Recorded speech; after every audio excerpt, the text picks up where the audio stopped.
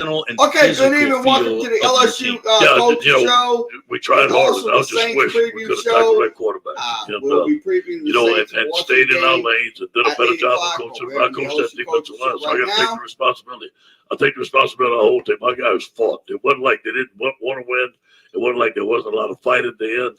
We just didn't make the plays when we were supposed to. I imagine as coaches, and you and I have talked about it, I've asked you about this before, that immediately following a game, you would like to go and start correcting them immediately. Sure. 20 minutes after the game, start to get back to work. But as you always remind me, there's a process to doing so.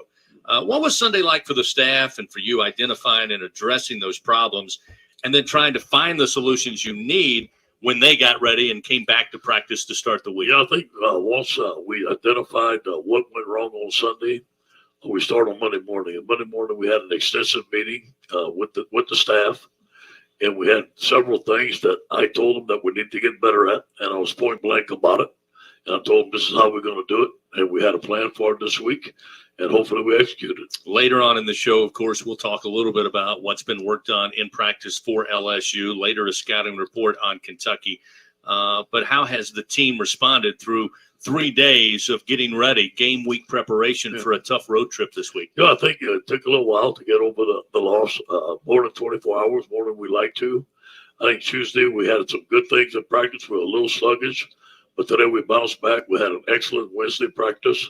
The team was very physical today. They were good spirits. They were flying around. They're healthy. They feel like they're ready to go. All right, fans, just getting started here tonight with Coach O. A lot of you making the trip to the Bluegrass this weekend. Remember to take some flavor to your game day with Tabasco hot sauce. Don't forget that when you pack on Friday or on Saturday. Go Tigers, go Tabasco, the official hot sauce of LSU Athletics. We'll check the phone lines. We'll go to the Twitterverse. Got some questions from the LSU Sports mobile app and much more as we continue on the Ed Ogeron Show, live from TJ Ribs here on the LSU Sports Radio Network. Finding the places in. Okay, the LSU Sports Coaches Show will return in just a few moments here on Facebook, YouTube, and Twitter. We are live tonight. So if you want to come in video chat, or if you want a regular chat, you could regular chat in the chat room. That'll be absolutely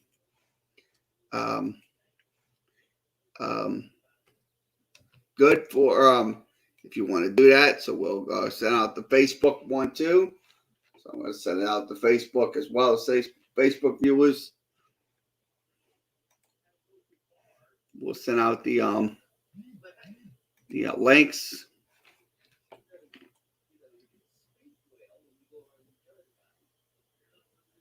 Might give me a second to put it in.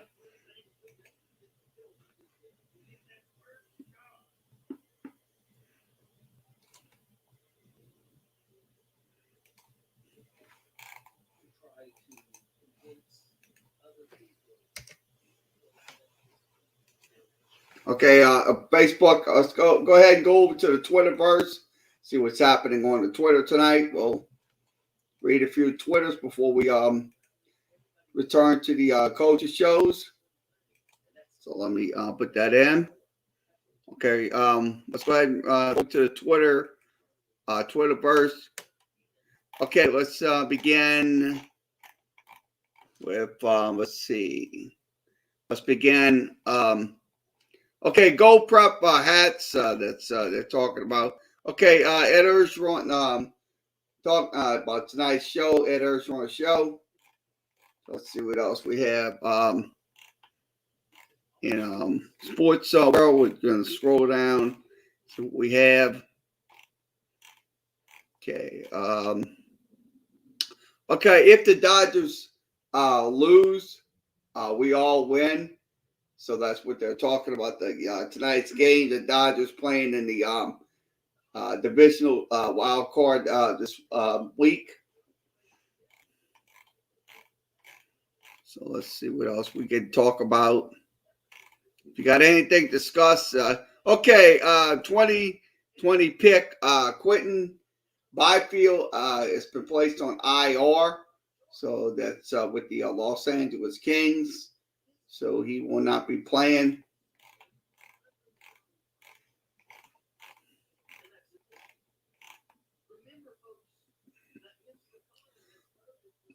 Okay.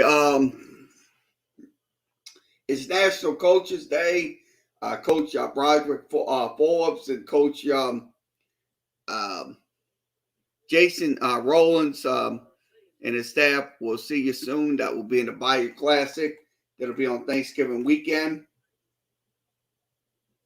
Okay, Saints fans' favorite, Joe Horn, make his first official illegal sports bet in Louisiana at the Paragon Casino. So that was he's over at the Paragon Casino. So they can have their first ever sports betting in the state of Louisiana. So we'll return to the LSU Coaches Show. 21 for free game day delivery. Every order earns a chance to win Waiter food credit, signed merch, Tiger tickets, and more. Order now with promo code Tigers21 and get the win with Waiter. Waiter, you relax, we deliver.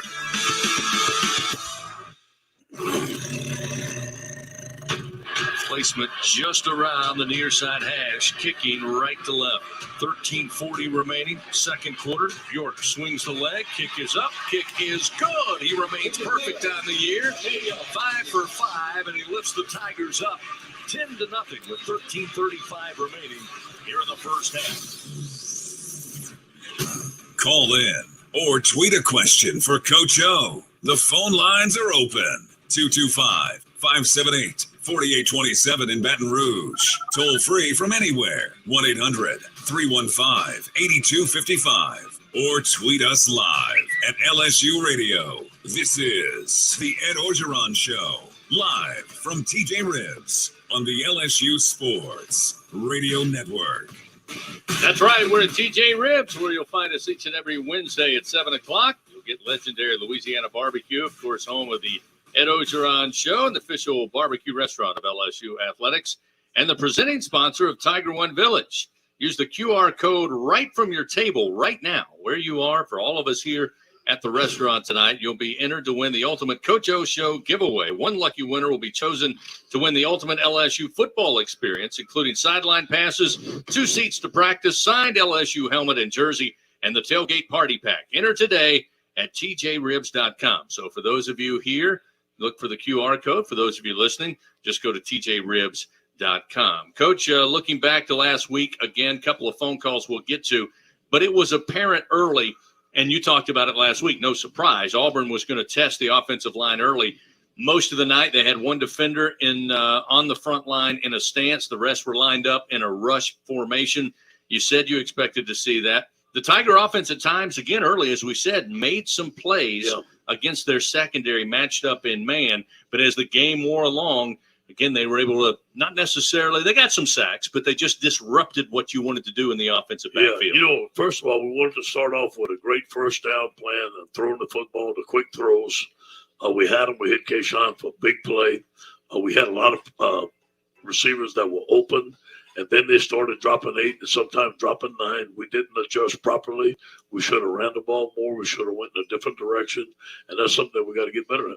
RPO, of course, is a big part of the LSU offense. And, it's predicated on a couple of keys for the quarterback. And that will dictate, depending on what the keys are, when it's time to give, when it's time to pull the football. When you evaluate, you and the staff evaluate the RPO game this year for the Tigers, are you getting the right number of decisions that you want in those situations? We're completing 82% of our RPOs. It's pretty good. Let's talk about what it means when the running game can help you, much like it's not exactly like play action pass, but the fact that when you have the inability to run the football, does it put more pressure? Does it give a defense an advantage to know that, hey, we're going to still sell out to stop the run, but we expect them to pull and throw?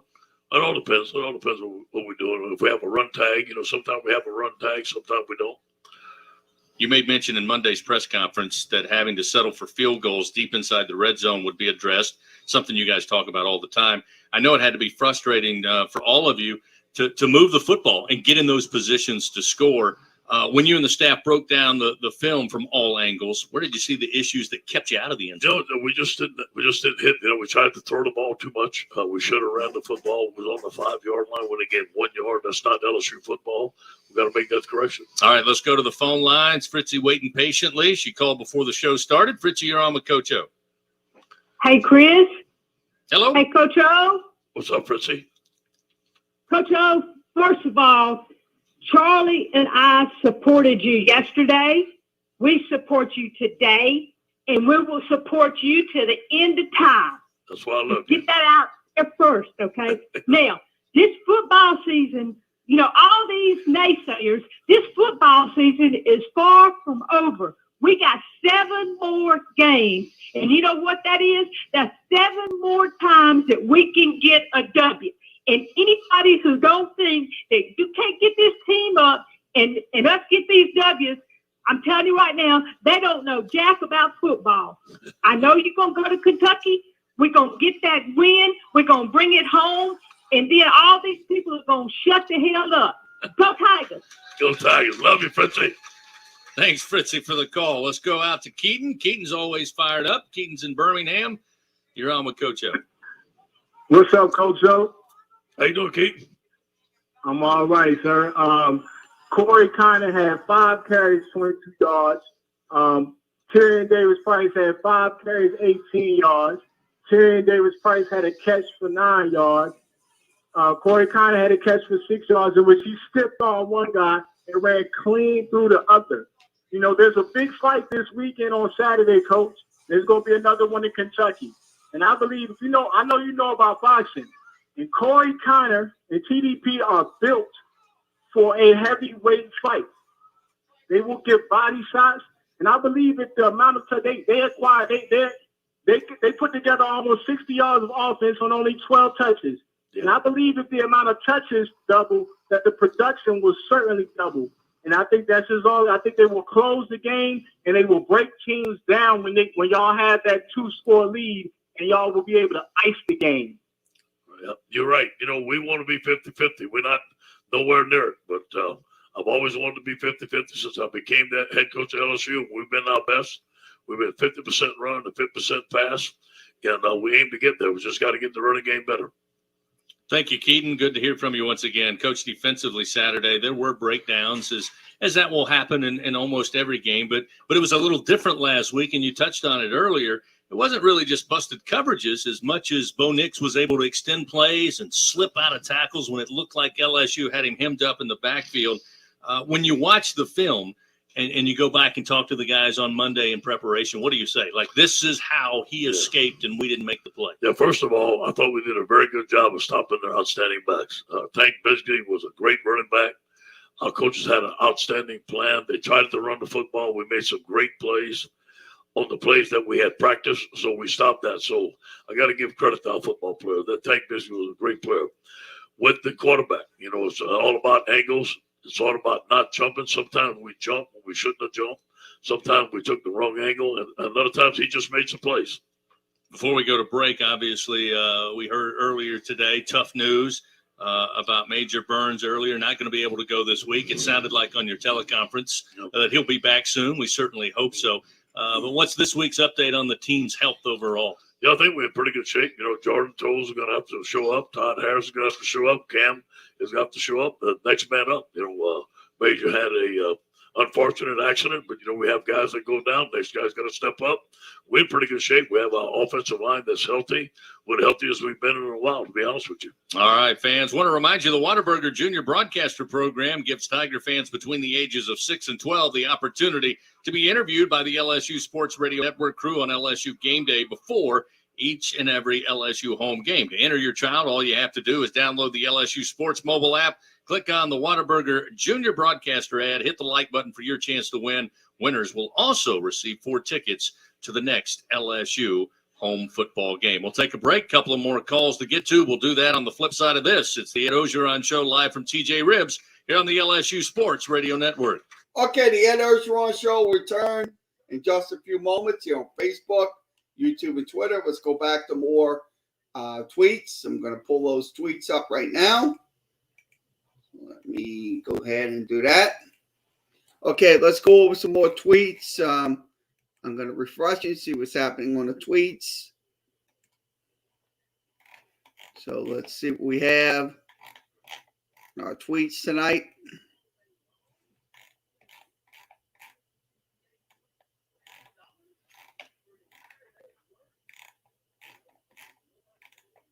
Okay, breaking news. Brendan Thomas committed to Steve Sarkisian in Texas. So it looks like he's going to go over to Texas. This is from 247 Sports. Go to 247 Sports. Okay, looks like the Magic on a 7-0 run. That game's going on right now. We don't have a score in that game. Pelicans game, we'll give it to you once we give you a score.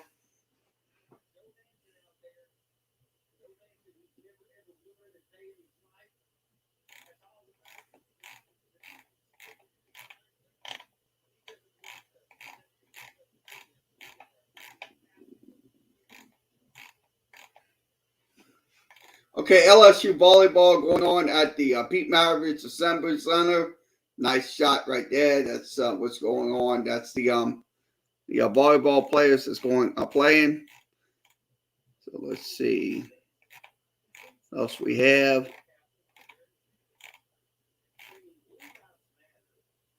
Okay, it is 3-1 at the end of the first quarter.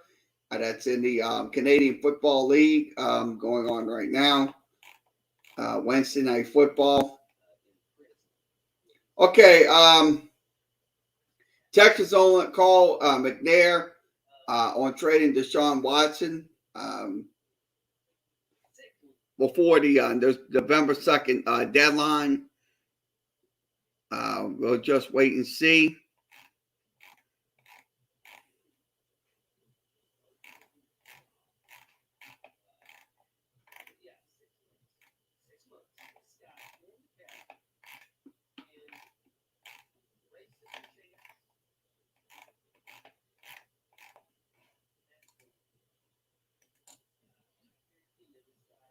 Okay, fall ball for LSU baseball. That's going to begin this week.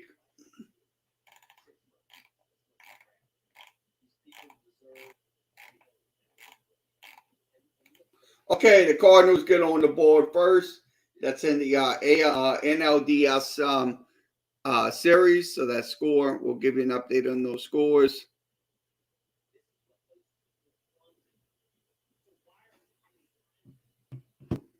As we go. So we'll return to the Ed Orgeron show. Let me go ahead and switch. COVID-19 vaccination by going to GetVaccineAnswers.org. The SEC backs the vax because it's time we all get back to more. Go to GetVaccineAnswers.org. The SEC. It just means more.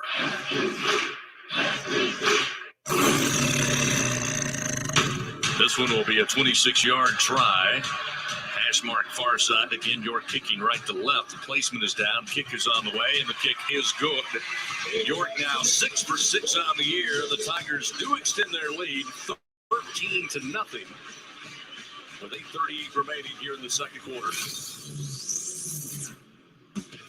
Our weekly visit with the top Tiger. This is the Ed Orgeron Show, live from TJ Ribs on the LSU Sports Radio Network. Back here with Coach O on this Wednesday night. LSU headed to Kentucky. They'll take on the Wildcats, 6:30 Central Time. Thereabouts. Kickoff inside Kroger Field, formerly known as Commonwealth Stadium. Tiger fans, get ready to taste victory with new Victory Grills from Barbecue Guys. Get your Victory Grill today. Become a backyard barbecue champ only at bbqguys.com. Coach, before we go to the phone lines, you mentioned health-wise feeling pretty good. Got the offensive line, I know, trying to get some of that continuity that really hasn't been there due to injury since week number 1. Kind of two questions rolled into one. When you watched the tape last week, getting a couple of guys back, did you see some things at least from a personnel standpoint that you could build on? And this week, do you kind of expect that continuity to be a little closer where you want it to be as far as the guy knowing who's to his left and to his right? Yes, I do believe that we got better this week. We put in some new schemes that I think that are really going to help us, or some schemes that we had run before. We got some new formations that I think that's going to help us attack the line of scrimmage better. I think our offensive line has had a better week than they've had. Hopefully we can make improvement on that. This is the first week that all of our offensive linemen have been out to practice every day, and they've had a good week of practice. But we're going to have to do it. They have a really good defense. They play a 3-4. They have a good scheme. They have a big nose tackle. They have some guys that can play technique and linebackers that can run. This is going to be a challenge. All right, let's go back to the phone lines. Willie calling in from Texas. Willie, you're on with Coach O. Hey, Coach, how you doing? What's up, Willie? Oh, not much, buddy. Hey, the last couple of weeks, you and I, we agreed that the defense was the key. And boy, I tell you what, the defense played their heart out last week. And for the most part, they did their job. And they did their job, stopping some tremendous runners. And then the week before against Mississippi State. But this week, it's going to be the offense, Coach. And what I mean by that is that we're going to have to establish a balanced offense. In other words, we have to get the run game going. Yeah. And for what I see, we're running too much up the middle. We don't diversify our run. Little 21, Corey Kiner gets 2 great runs. I mean, really nice runs. And guess what? We sit him on the bench. Yeah. We sit him on the bench. He needs to touch the ball more. Mm-hmm. Number 3 is a good runner, but he's more of an off-tackle type runner, one cut and go, whereas 21 got a little more wiggle, and we could get him outside, get the ball in his hands, he make some plays for us. And what do you think about that, Coach? I think you're exactly right. I agree with everything you said again. I think you're exactly right. But those are the things we're working on this week. It's just a matter of us getting in the game. It's a matter of us calling them at the right time. It's a matter of us executing at the right time and staying with it. We got to stay patient with it. We can't get nervous if we get a tackle for a loss. If a play doesn't work, we got to be committed to the run and be 50-50. That's the only way we're going to get there. All right. I got one more comment, Coach. One more comment. First of all, you remember in 2019, we had 2 coaches up there in the box calling the plays. Yeah. For some reason, there's no one up there helping him because he's getting the plays in too late to the field. Yeah. We have 2 coaches calling the plays up there. The same thing we did in 2019. I have the same system. All right. Thanks, Willie, for the call. Coach, each week, fans of the Tigers can submit questions for the show on the LSU Sports mobile app presented by BASF. And I jumped ahead a little bit because Willie wanted to talk about the running game. Mike from right here in Baton Rouge wrote in this week asking if there's been any consideration of the running backs being used more in the passing game to be an extension to help the running game and also help your quarterback get rid of the ball quickly. I'd love to, but we can't get the running backs out of the backfield because of protection. We have to keep them in. Every time we get the running backs out of protection, we go in empty, we get the quarterback sacked, or there's too much pressure. So we have to keep the running back in to chip his way out. We have to keep the tight end in to chip his way out until we get better protection.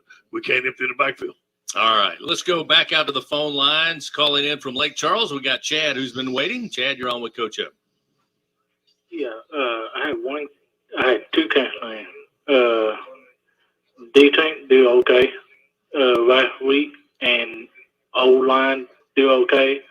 I had one partner, the one bad call called Hamer.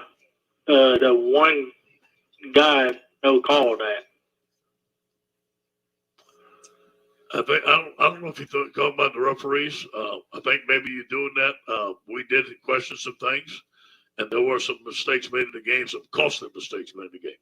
All right. Thank you, Chad, for the call. We're going to take a quick break. Don't forget, coming up, we've got questions fans here inside TJ Ribs. We'll continue to take your calls. Coming up, we'll take a look at the matchup for the Tigers against the Kentucky Wildcats. Get a scouting report from Coach O. It's all coming up on the Ed Ogeron Show, live from TJ Ribs here on the LSU Sports Radio Network. Okay, once again, the LSU Sports Coaches Show will return in just a few minutes.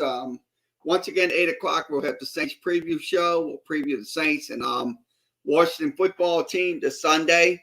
So let's go ahead and give you a scoreboard update. So I'm going to go ahead and give you a scoreboard update while we wait for the Ed Ogeron Show to return.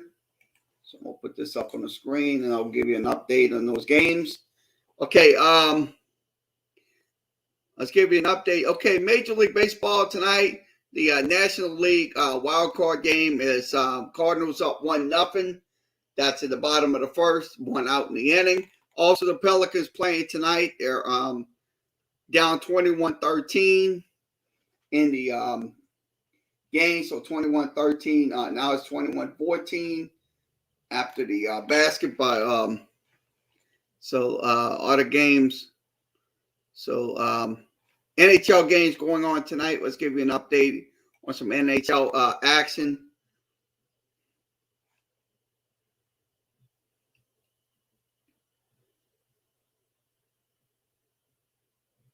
Okay, it is 2-0 Blue Jacks. Blue Jackets on top. Capitals and Bruins tied up at 2. Rangers on top 5-1. Blues on top 3-0. And Flames on down 2-0 in their game tonight. So that's in NHL hockey. Other games tonight: Anaheim taking on Los Angeles. Be later on this evening.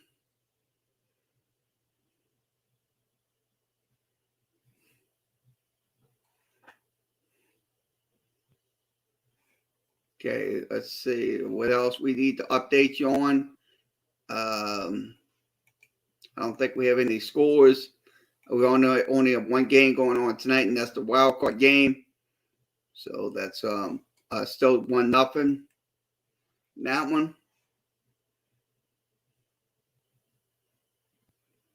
Okay, we'll update you on some news.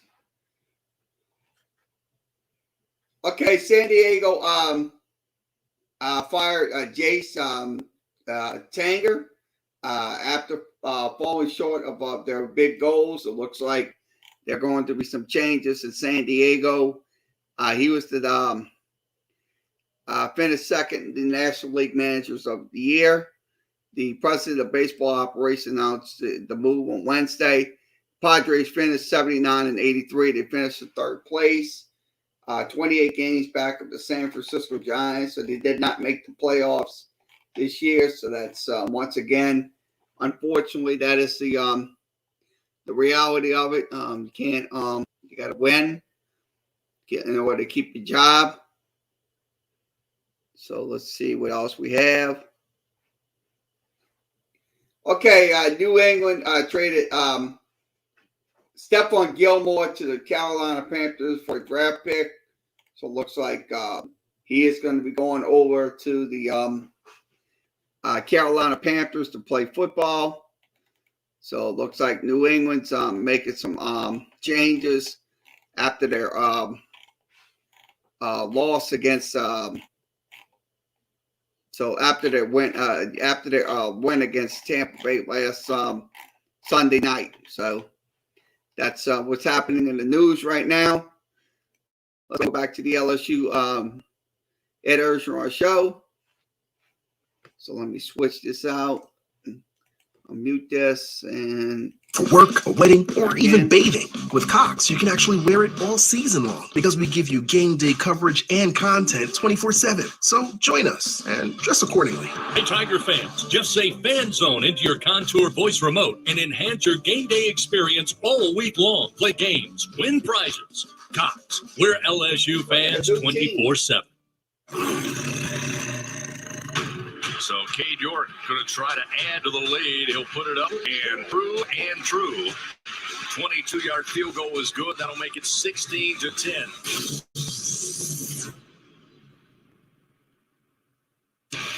The very latest on the Fighting Tigers. Call in to talk with Coach O at 225-578-4827 in Baton Rouge. Toll free from anywhere. 1-800-315-8255 or tweet us live at LSU Radio.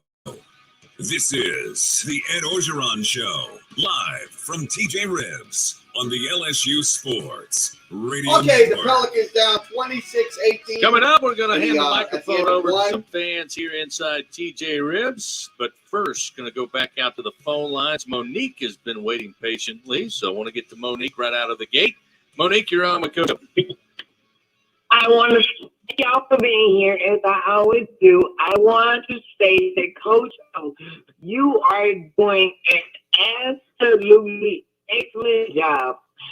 My thing is, if you look at stats, and I'm taking this class at LSU for my fourth degree, we are the third university in the nation to have more NFL football players than anybody could ever imagine, and most of them have it happened under you. I don't know what else to say. Please, sir, keep doing a great job. I don't know how we're gonna win when they keep plucking our babies out of the womb. And I have a football player. He played for the Raiders down in Ascension Parish. He's been recruited since he was 3 years old, and I want him to play under you. So I just keep doing a great job. Thank you, Coach. I have a lot of questions. I have a lot of ideas of things that can happen, things that can change. Thank you for the Mississippi State game, sir. Thank you so much, sir, for that. And just keep doing what you're doing. Thank you. Appreciate it. Thanks, Monique.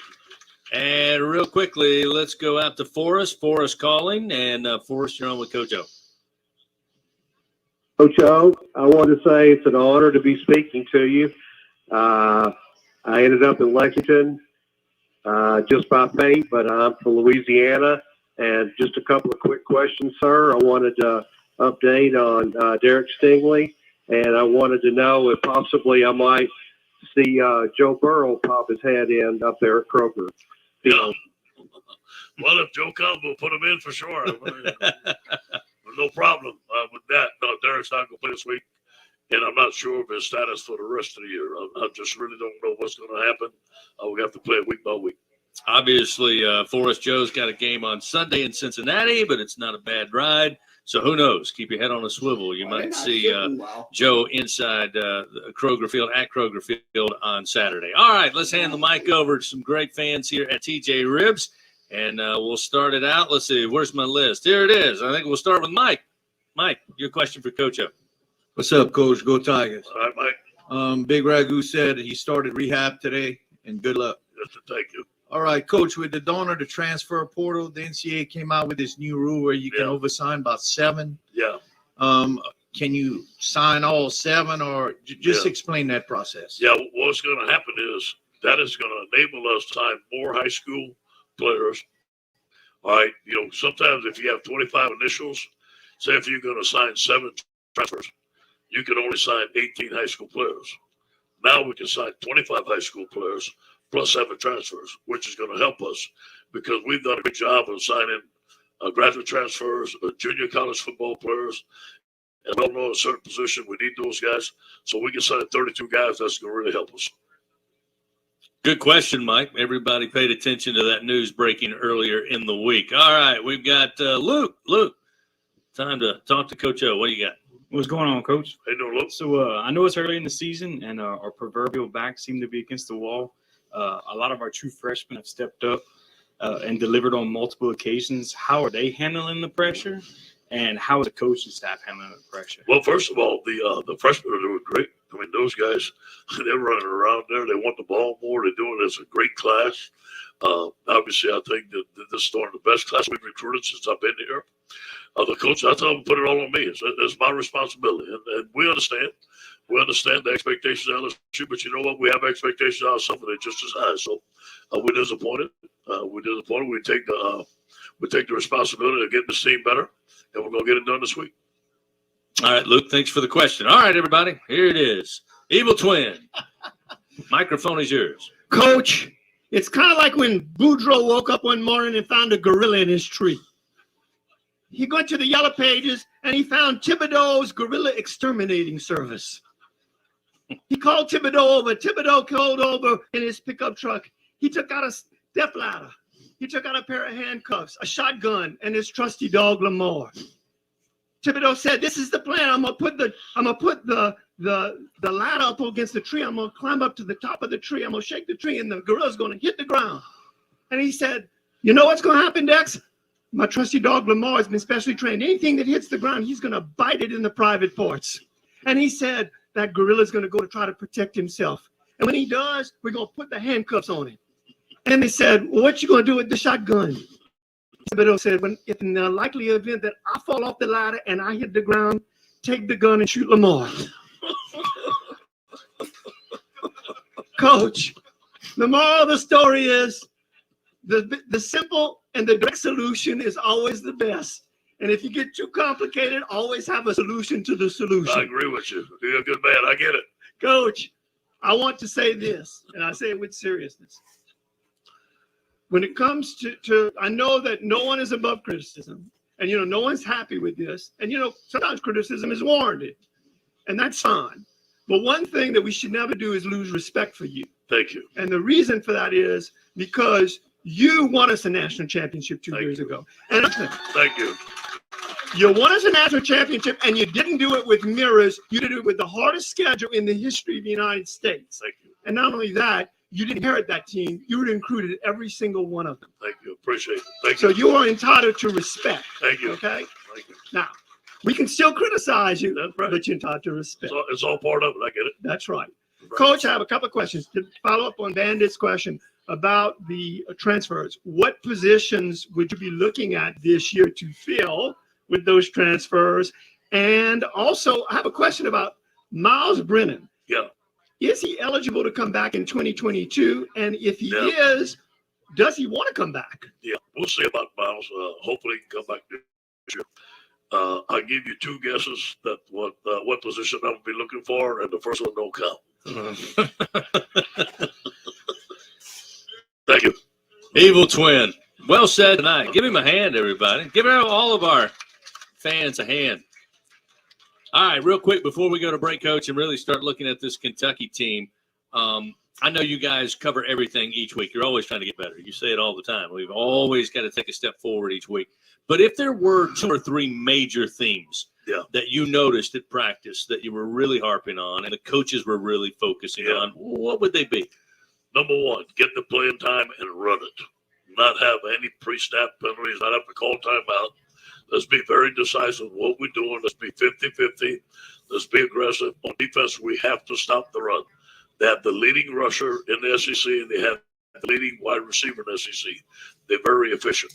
All right, fans, we'll take a quick break. When we come back, we'll continue to talk about the opponent this week, the Kentucky Wildcats, LSU, and Kentucky. Saturday night in Lexington with kickoff just after 6:30. Stay with us. The Ed Ogeron Show live from TJ Ribs here on the LSU Sports Radio Network. She's got a seat. Okay, the Ed Ogeron Show will return in just a few minutes, 15 minutes remaining. Let's go ahead and go over some news headlines from ESPN. So I'm going to switch over and we'll give you a –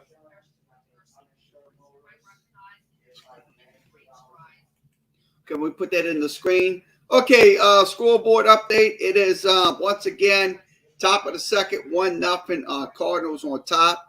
That's in the National League wild card game. Also, it is 33-27 Magic on top of the Pelicans in the second quarter. So that game's going on at the Smoothie King Center tonight. Game is on Valley Sports.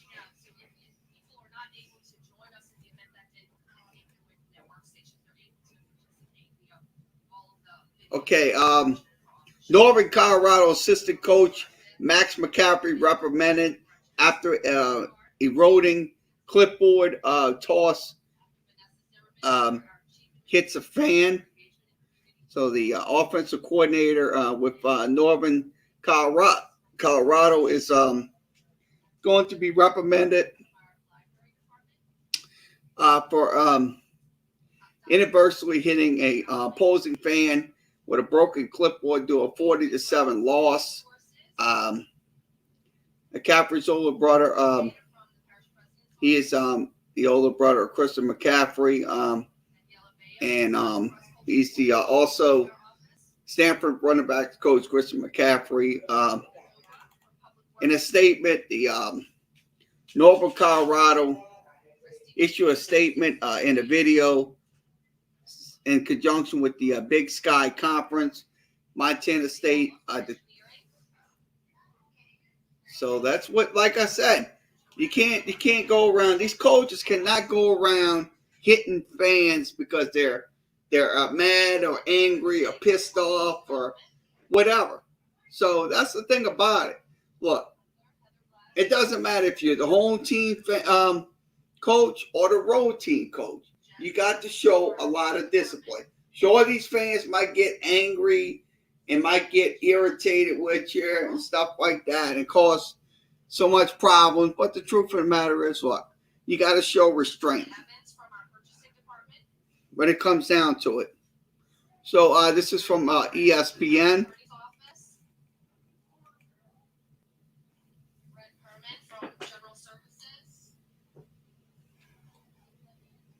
Okay, let's see what else we have before we return to the Ed Orgeron Show. Okay, San Jose forward Evander Kane been investigated after the NHL alleged using a fake vaccine card, sources say. So it looks like he is going to be in a lot of trouble with the NHL for having an inadequate fake card. So that is something you should not be doing. Hopefully he'll learn his lesson. Okay, once again, this is from ESPN. Go to ESPN.com. We'll return to the Ed Orgeron Show. Let's go ahead and return over to the Ed Orgeron Show. His name one time. And the other question is, why don't we blitz more? Yeah. I mean, I don't see us blitzing at all. Yeah. Well, you know, we lead in the country in sacks and 4-man rush. And we lead the country in tackles for loss.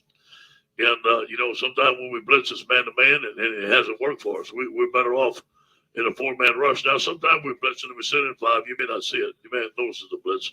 But it's a 5-man rush. Mason did play. He did have some pressures. He missed the quarterback one time. He had a great opportunity to get a sack. He's played defensive end, some defensive tackle, and pass rush. I think he's going to be an outstanding player. All right, David, thanks for the call. Let's go to Jay Boy right here in Baton Rouge. Jay Boy, you're on with Coach O. Hey, Coach, how's it going? All right, Jay Before Boy. I get in my call about special teams, I have to be an embarrassing big brother real quick. My little sister is in attendance there tonight celebrating her 20th birthday. All right. Happy Could you birthday. wish her a happy birthday? Yeah, where you at? Happy Yeah. 20th birthday. What's her name? Bebe. Bebe? Little Bebe, that's what we call her. All right. That sounds like a familiar name I know. What's up? Yeah. Happy birthday, Bebe. Where you at? All yeah, right. now she is a little blonde-headed girl, so try not to have sex with her and put her on. Come on, man. Oh, come on, man. Really? Wow. Come on, man. All right. He's serious. Let's talk about Kentucky, Coach. Mark Stoops, he's been. Hey, let me say something right there. You know, down the bayou, we got a nice little fishing hole for people like that.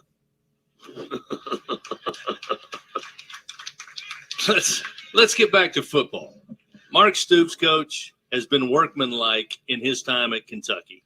Yeah. And he's been able to build his program brick by brick. Yeah. He's had the time to do so. And this is a team, when you look at them, a lot of super seniors based on the NCAA allowing that. They've got veteran players all over both sides of the ball. They're balanced offensively. And you talked about it. They got some size up front, both offensive line and defensive line. When you look at them overall, Kentucky this year, what stands out? You know, I think they're well coached. I think they have a great scheme on offense. They're balanced.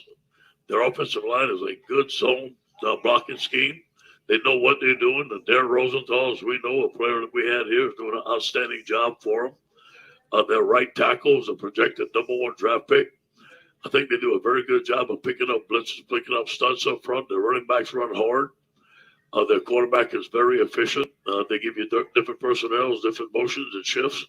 Very smart. And on defense, you know, Mark's a defensive guy. They run a 3-4. He's got people in the right place to run the right scheme. You know, they've done a good job against Florida. They stopped their run. It was a good running football team. They're very physical. He's got some speed in tremendous places. And #1's a transfer. He's from Kentucky, but he went to Nebraska, transferred back. He's had a couple of transfers. He's done a good job of filling in the holes on his roster. The guy's done a good job. Will Levis, who transferred in from Penn State, another transfer that kind of gave them the prototypical quarterback. In years past, they've kind of made some receivers. They've made running backs at times into the quarterback position. His stats aren't going to wow you, but it seems like when they need to play, he's able to deliver. What stands out about their quarterback? He knows where to go with the ball quick. I mean, he gets rid of the ball quick. He reads defenses quick. He reads coverages quick. He's well coached. Surprising maybe to some, and you said it in the last segment, Chris Rodriguez leads the SEC in rushing, the running back for Kentucky. He is 18 yards away from 2,000 career yards. They also have a second back, Kavasier Smoke. Yeah. He'll see some action as well. But what type of rushing attack do you expect to see with that offensive line and those backs? Zone scheme. Inside zone, outside zone, a couple of gap schemes. A very simple but effective scheme. Kavasier Smoke is very fast. He's going to run some reverses. He's going to try to get outside very quick, like a jitterbug. Two different backs, kind of like a thunder and lightning set of backs. One of the top receivers in the SEC, and he may be the best receiver at Kentucky since Derek Abney, who had a pretty good career there, and that is Wan'Dale Robertson. He gives them a true weapon on the outside. As you said, he started his career as Nebraska, born and raised in Frankfort, the capital of Kentucky, comes back kind of finding the perfect fit with the Wildcats. So what challenges do the receivers, including Robinson, present to the secondary for LSU? Well, you have to cover man-to-man. In order to stop their run, you're going to have to get a safety in the box. And in order to do that, you have to play some man-to-man. So you have to cover man-to-man. They go back to protection. They try deep balls. They try some shots. But they also throw the quick passing game with quick slants.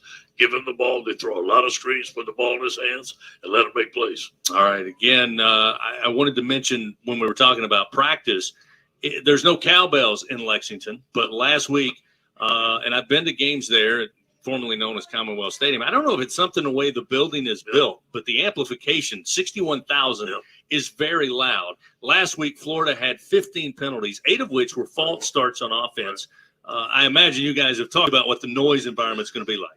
Yeah, Doug had his little wagon up and had his speakers right behind the offense. Our ears are out there, but you know what? We're ready for it. We understand that it's going to be a loud stadium. I don't think anybody has been there. I've only been there one time. It was in 2007.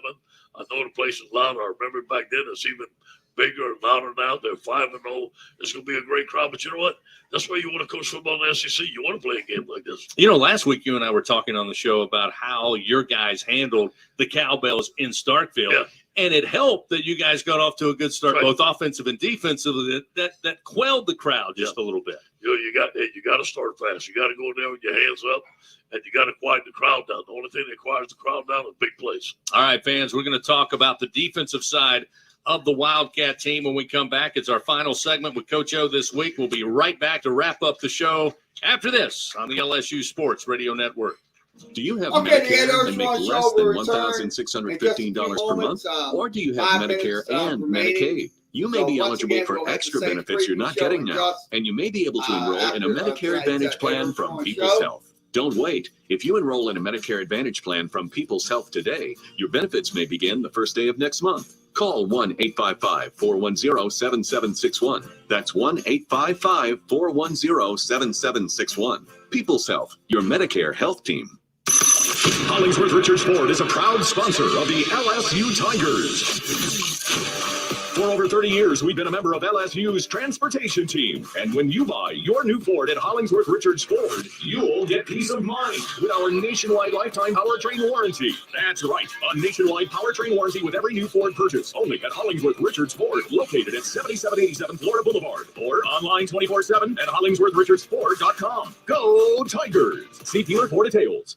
Tiger fans, save your Saturdays for football, not chores. At Sunshine, our John Deere tractor packages come in a variety of horsepower and attachment configurations to tackle any job, with packages starting as low as $199 a month. Our deals are undefeated. For more information, visit us in store or online at sunequip.com. Some restrictions apply. See Sunshine for details. Offer ends October 31st, 2021. Hey, LSU fans, did you know that Planet Fitness is the official gym of LSU Athletics? That's right, and as an LSU Athletic fan, you can get a special offer of just $1 down at any of the 6 Baton Rouge area locations with offer code PFLSU. You'll get free fitness training, tons of cardio and strength equipment, and a totally friendly staff. Planet Fitness is a comfortable place to go at your own pace. You can find out more at planetfitness.club/LSU. And go Tigers. If it's a tale worth telling, it happens at LaBerge. With thousands of games to explore, hot streaks that never end, handcrafted flavors eager to please, and a vibe you'll never forget. It's a story in the making. This one, however, is to be continued. LaBerge Baton Rouge. What's your story? Must be 21 years of age or older. Gambling problem? Call 1-800-522-4700. Hash mark near side, kicking towards the south end zone. 3:32 remaining third quarter. The swing of the leg by Cade York. Kick on the way, and the kick is good. Wrapping up this week's visit with Coach O, this is the Ed Orgeron Show, live from TJ Ribs on the LSU Sports Radio Network. Back here as we wrap things up on this Wednesday night. LSU on the road this Saturday to take on the Kentucky Wildcats. Again, kickoff just after 6:30. Should be a great matchup. First meeting for LSU in Lexington since 2007. Coach, defensively, a 3-4 base for the Wildcats, and I've had a chance to watch them, not nearly as in-depth as you and the staff have, but I didn't see a whole lot of wholesale blitzes. I mean, they've got those big guys up front. Now, they'll be without senior Maquan McCall, who we were told or found out earlier this week is out for Saturday's game, but they got two sophomores that are pretty good that played in the second half last week. It's a physical bunch up front, and they allow their linebackers to then come in and make plays. Yeah, the senior that's hurt was 390. Now we got a lot of guys at 365. Right. But he's got the right personality in there. He got some big guys. There's some space eaters. Now the defensive ends play 4 techniques. They play with good technique, and the outside linebackers are very fast. They get some good pressure. This is a basic defense that's just in good position, play good, sound, fundamental ball. As I said, I haven't seen a lot of all-out blitzes. They play a lot of zone. They like to fill the space in the middle of the field. Not too many times do they put their cornerbacks on an island out there. But do you expect, I guess you have to expect, that maybe at least early on they try something different to test the offensive line? Yes, I'm sure. Blitzes have given us some problems. They pressure on our quarterback have given us problems. But again, if we can pick up the blitz, that means our great athletes are one-on-one. It should be an advantage to us if we pick up the blitz. You talk about it all the time. Each game, it always comes down to LSU doing what LSU needs to do. When you talk to the team about this game, forget who you're playing and forget where you're playing. What is it that LSU must do that you said, hey, guys, we got to take care of, and if we do, we're going to be all right? Think about this stat. We're +2, and they're -9 in the turnover ratio. And they're 5-0. That means they're playing lights out football. Very rarely have you have a team that's -9 is 5-0. So give them the credit. But they're going to give the football up. We have to be very, very aware of when we can get the football and score on defense. I think that anytime we gain a possession or gain field position on turnovers is going to help us.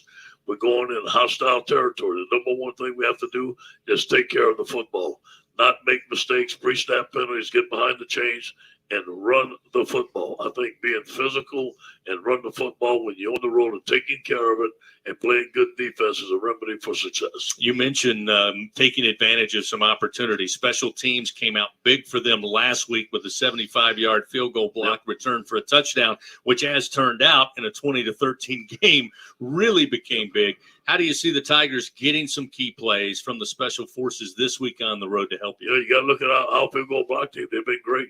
Jay Ward has a knack for blocking kicks. He does a tremendous job. Cade York is a tremendous kicker for us. Avery's done a good job of punting, and knock on wood, we haven't had a punt block since Coach Mack has been the special teams coordinator. We're getting better at returning kicks. So we're going to have to make some plays and be ready to make some plays on special teams. Again, this will be the third travel trip for this team. And at this point, I don't know if you consider true freshmen, going into week number 6. But from a travel standpoint, I know you said the team traveled well, prepared well in Los Angeles. You felt like your team, even for an early game in Starkville, did the very same thing. And now you get this opportunity, as I said from the outset, not only a tall challenge, but a big opportunity on the road. How do you think the guys are going to travel headed up that way? I think it's going to be a business trip. In fact, I know it is. We're going to set our jaw. Our guys are not happy about losing to Auburn. We felt that we should have won the football game. We got a taste in our mouth. There's only one way to get it out. Is to go beat Kentucky. That's it. On the flip side of what I asked you earlier, which is about what LSU controls, when you look at Kentucky, again, we talked about their offense, we talked about their defense. What do you feel like is really the keys to victory to taking away what they want to do on both sides of the ball? Yeah, we can't let them make big plays. They're going to throw some screens. We can't make big plays. We have to tackle those backs. We can't make the mistakes we did on the quarterback last time and not giving them explosive plays. We got to win the line of scrimmage on both sides. It's going to be a battle, but it's time for us to win the line of scrimmage. A lot of LSU fans, Coach, and this is not going to surprise you at all. I imagine there's some here tonight. Some are already in the Commonwealth, made a trip out of it to go up there, Bourbon Trails, and see the horse farms and all of that. It's going to be loud up there, but I think you're going to see a lot of purple and gold in Lexington, and I know you'll tell them we need you. It's nothing like when we travel and we get off that bus and there's purple and gold all over the place. And we're here in the stadium. I guarantee you we're here. When we make plays, we need you. I tell the team, hey, when we're in the hotel, here's what we got. We got our fans in there. We got to use it to our advantage. All right, Coach. Thank you as always for your time. Thanking you for coming out and visiting with us each and every week. We'll see you Saturday night in the Bluegrass. Let's go up there and paint it purple and gold. Thanks for all our great fans in there. Go Tigers. All right, fans, that's our show. Thanks to Coach for his time. As always, the great staff here at TJ Ribs, our on-site engineer, Stan Catron, our straw stirring the drink back in the Capital One studios, Brian Haldane, and we thank you for joining us here at TJ Ribs and on the radio and wherever you are tonight. Until Saturday night from Kroger Field in Lexington, Kentucky, this is Chris Blair saying so long, everybody, and go Tigers. Okay, that concludes tonight's LSU Ed Orgeron Coaches Show. So we're going to begin the Saints preview show here on Facebook, YouTube, and Twitter. Saints will take on the Washington football team. That game will be at noon. Sunday, we'll have the game for you here on Facebook, YouTube, and Twitter. So tonight we'll have the press conferences. We'll have Sean Payton, and we'll also have Ron Rivera, the coach of the Washington football team, giving us updates on both of their preparations. And we will have breakdowns of this game and many more. So if you want to come in and talk Saints football this hour, you could do that by going to the chat room. Or if you want to video chat about Saints football, your chances are now. You can come in through the StreamYard links posted in Facebook and YouTube. No, Twitter, we can't get you because y'all Periscope switched it around. So once again, if you're on Twitter, you can watch us. Just send us a message, and hopefully we can get you a link. So let's go ahead and without further ado, let's go ahead and begin with Sean Payton tonight, talking about the Saints preparation, and then Coach Ron Rivera talking about the Washington preparation for the Saints this week.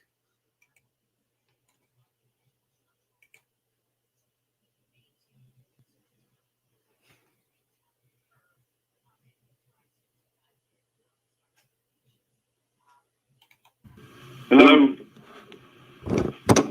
Hey, how you doing? Can you guys hear me all right? Yeah, we got. Sean, what are some of the things that stand out about Washington, just as you guys are watching them? A couple things. If you look at their defense, you'd say it's a very good front. I mean, a group that can rush the passer. They're extremely athletic. Obviously a lot's been invested in that group with first-round picks. So you got to be on point with your protection plan. I think they've got real good press, man-to-man type cover players. They had an injury last week at linebacker. Offensively, 2 weeks in a row, I'm watching the film and I'm seeing this number 41 make a play and, ends up being really a game winner. But, you look at the receiver strength with Terry McLaurin. I think it's a veteran group, obviously a young quarterback that we're somewhat familiar with here. It was, he was at Carolina in Henneke, and a real good kickoff punt return team. I think they had one last week for a touchdown. So we're going to, have to do our job there relative to the special teams. I think that you see energy when you watch them play. You see a I don't want to say a young group, but obviously Ron has been there 1 year and then at the start of this season. So as they're building the program, you can see that on tape.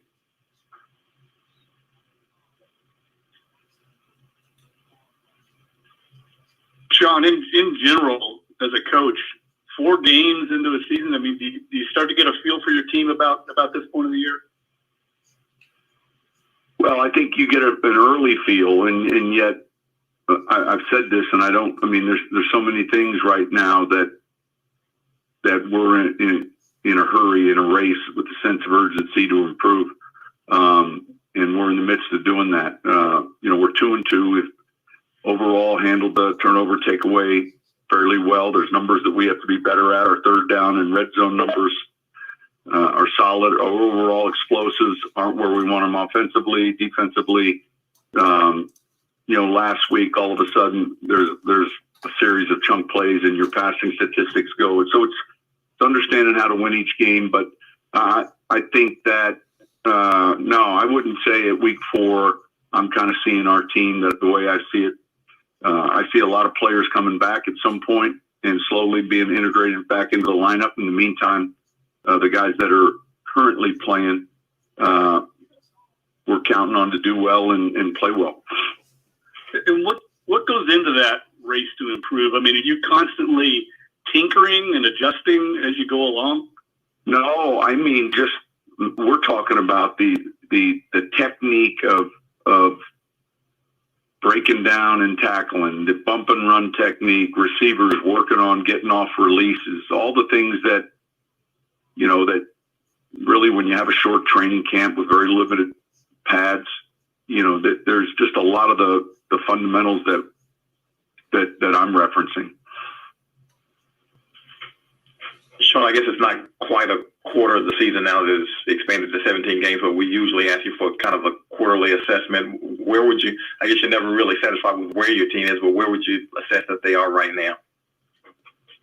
Well, look, you're going to hate my answer, but we're 2-2.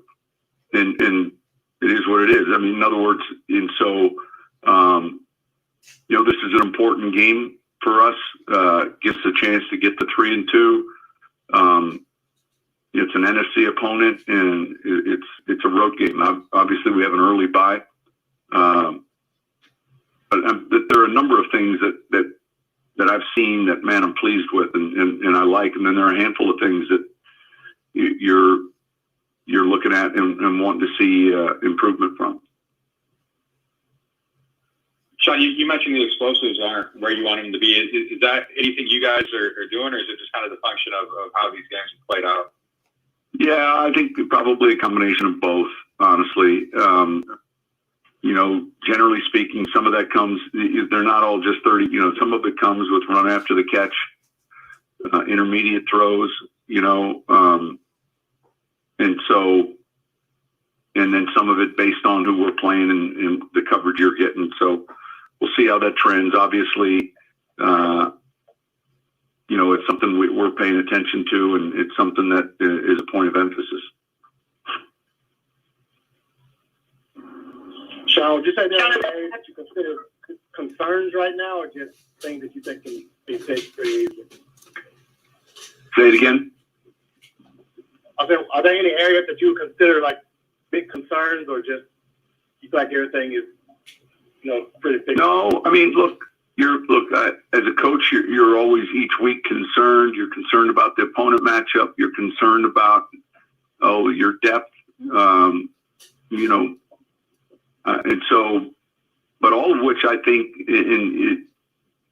from an inward approach, looking at our team, all of it, are things that we can fix and improve upon.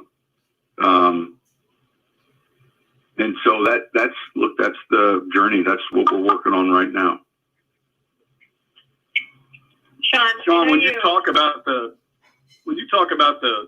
self-scouting that you all do, is that a constant process, or is there like a point in the season where you evaluate that? No, each week when the film's broken down, this data gets entered in and so refreshes. And so it would be easy for me last night to say, all right, when we're in gun trips, where are our numbers right now? And it'd say, well, you're 93%. You only have one run, coach, and it's this. All right, boom. Or so it's constantly refreshing, if that makes sense. Sean, I know you have a ton of respect for Ron Rivera, and you've coached against him a million times.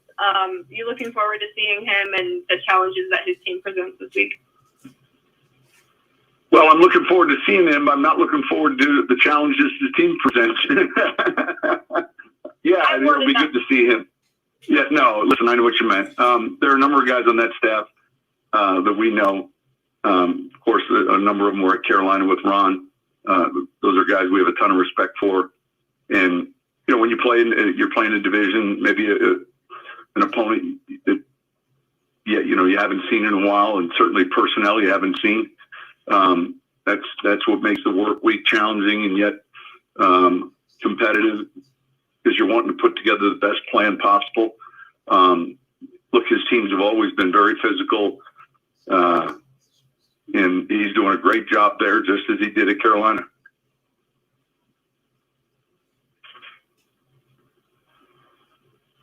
As far as your own defense getting pressure on the quarterback goes, how are you feeling about how they've done so far this season? And to what extent do you see sack numbers as indicative of how they're doing there? Can that be misleading? Yeah, no, that's all right. I mean, look, we're not giving out midterms or quarterly reports or any of that. We're not doing that. You guys can, but it's week to week. And, the challenge is this week. The challenge is this type of player at quarterback, how he eludes, tempo and timing of his throws, and, how do you disrupt the passing game? Y'all let Rose go yesterday and brought in Cody Parkey. I guess, what did you see from Cody's workout, and what do you think he can add here? Yeah, look, he's been steady. His numbers have been good. You just go back through it relative to his consistency and his accuracy. And look, overall, it's kind of a result-oriented business where you're wanting, you're wanting to get to a certain percentage of made tries, within a distance that you feel like you're comfortable with relative to leg strength. So he's a veteran player. He's a guy with, I think, poise. I think he's tough. I think he's mentally tough. And, we're looking forward to having him. Sean, with Heineke being also a fairly mobile guy, this being, I guess, pretty much the second consecutive week you've seen a really mobile guy, does it help having seen Jones last week, or that's just totally different players and it really didn't help a lot? No, I mean, look, there's some relative to, there'll be some zone read stuff, some quarterback built-in stuff. I do think there's I don't want to use the word of comparison, but certainly a guy that's very comfortable eluding and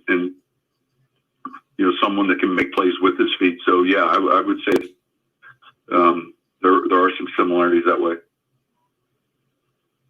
Hey, Sean, just going back to the game, I know you're looking ahead, but what was the explanation you got on the illegal formation on that one call? Was it felt Alvin covered up? They felt Alvin was too close to the line of scrimmage. Alvin was off the ball, but they said they felt like he covered up the tight end. I got you. Which was a jump ball. But anyway. Yeah, it's not reviewable or something like that, I guess. No. Sorry to bring it up. No, it's all right. We ended up scoring on that series. It's one of those calls where you're like, come on. When you actually watch it, he's not. And in the realm of what we see that sometimes does happen on a field and is never called, it is what it is. All right, thank you guys. Okay, Sean Payton talking about the Saints' preparations against the Washington Redskins. Now we'll switch over and go over to Ron Rivera. He will be talking about the Washington side. So let me go ahead and put that in. So go ahead and set that up. That's a lot. Can we start with Curtis Samuel? And did he do anything did he hurt or tweak the groin in the game, or is this a precautionary thing for him today? Well, we're obviously got to be cautious with it, and we'll go from there. And do you think this will be something like every week that he's going to have to just kind of maybe take it easy early in the week as he? Okay. We're going to refer to that. Okay, guys, I don't want to get in and give you guys predictions of stuff I don't know. Okay, I have no idea on that stuff. How did you a little bit like better what he showed Sunday in the second and how quarter. the defense maybe responded to his presence on the field? I like what he showed Sunday. I like the things that he did, and the thing that was really good about it was you saw how it impacted the players around him. You know, and there's a value to guys that have that kind of ability when they're on the field. Faced Sean Payton a lot while he's been coaching the Saints. I'm curious, what is your relationship with him in terms of respect for what he does, and what is it about Sean Payton coach teams that are tough to play against? No, I have a tremendous amount of respect for him and what he's accomplished and things that he does, and year in and year out, he's always been up near the top in terms of his team, in terms of wins and losses, as well as when you look at what they've done in rankings. I mean, he's a very innovative guy. He knows how to attack people. You have to be ready to counter when he does stuff. I mean, he's really good at that in terms of game planning and preparation.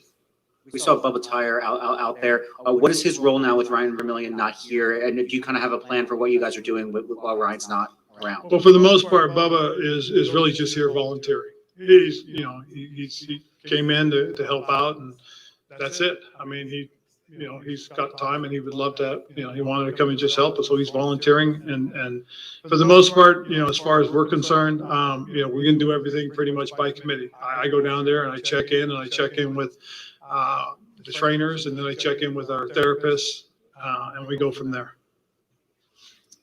You all signed Chris Blewett to the practice squad. What was the intention there behind that move? Have another kicker. Is that kind of like with the, having kickers in case there's a COVID issue or Dustin pulls groin, or is that more so competition for Dustin? Well, he's on the practice squad, so it's really just kind of cautionary.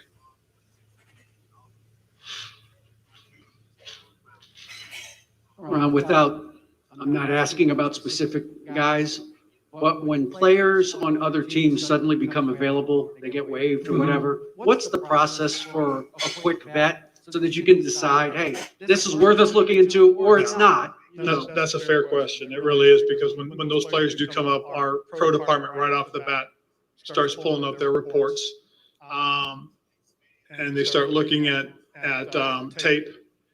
And then they'll pass those on to me. They'll pass them on to Martin. They'll pass them on to Marty and Rob. And each one of us will take a look at things. Rob will obviously look at contracts. Marty, Martin, and myself will look at tape, and we'll talk about it. And then from there, we'll pass it on to the position coaches and coordinators if we feel there's a need to go forward with it. And you have to be prepared, and that's one of the nice things I really like with our kind of our chain of how things happen. Chris will come to us with all the reports. They'll have made a tape or two, or they'll refer to specific games for us to take a look at, and then we'll talk about it. That there would, if you were to look at somebody, there would be adjustments in terms of verbiage and all that sort of thing. Are there things that you can look at it on tape if it's a guy you haven't really looked at, just to kind of get a quick sense he could pick this up for us, or he might struggle with this? Oh yeah, you look at the way they handle themselves in terms of getting lined up for plays. How they communicate with the people around them. Those things you're always looking at, and that's always an indicator. Or is somebody always pushing them over or moving them up or moving them back? That's an indicator that, okay, he hasn't quite got it. So yeah, you do look for those types of things, because to your point, will he adapt? Will he grow? Will he get your verbiage?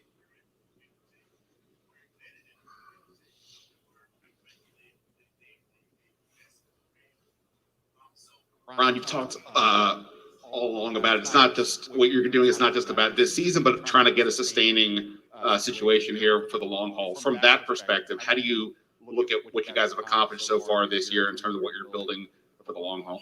Well, I think for the most part, you know, we're 2-2, and the disappointing part is, you know, is or maybe the fortunate part is we still haven't played as well as we're capable. We haven't played the way we want.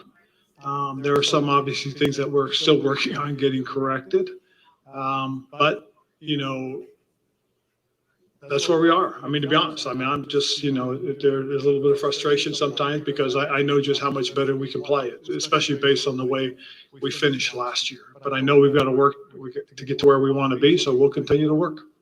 In terms of the building something sustainable, I guess part of that is getting young guys to play. Obviously, you have a lot of young guys playing regardless.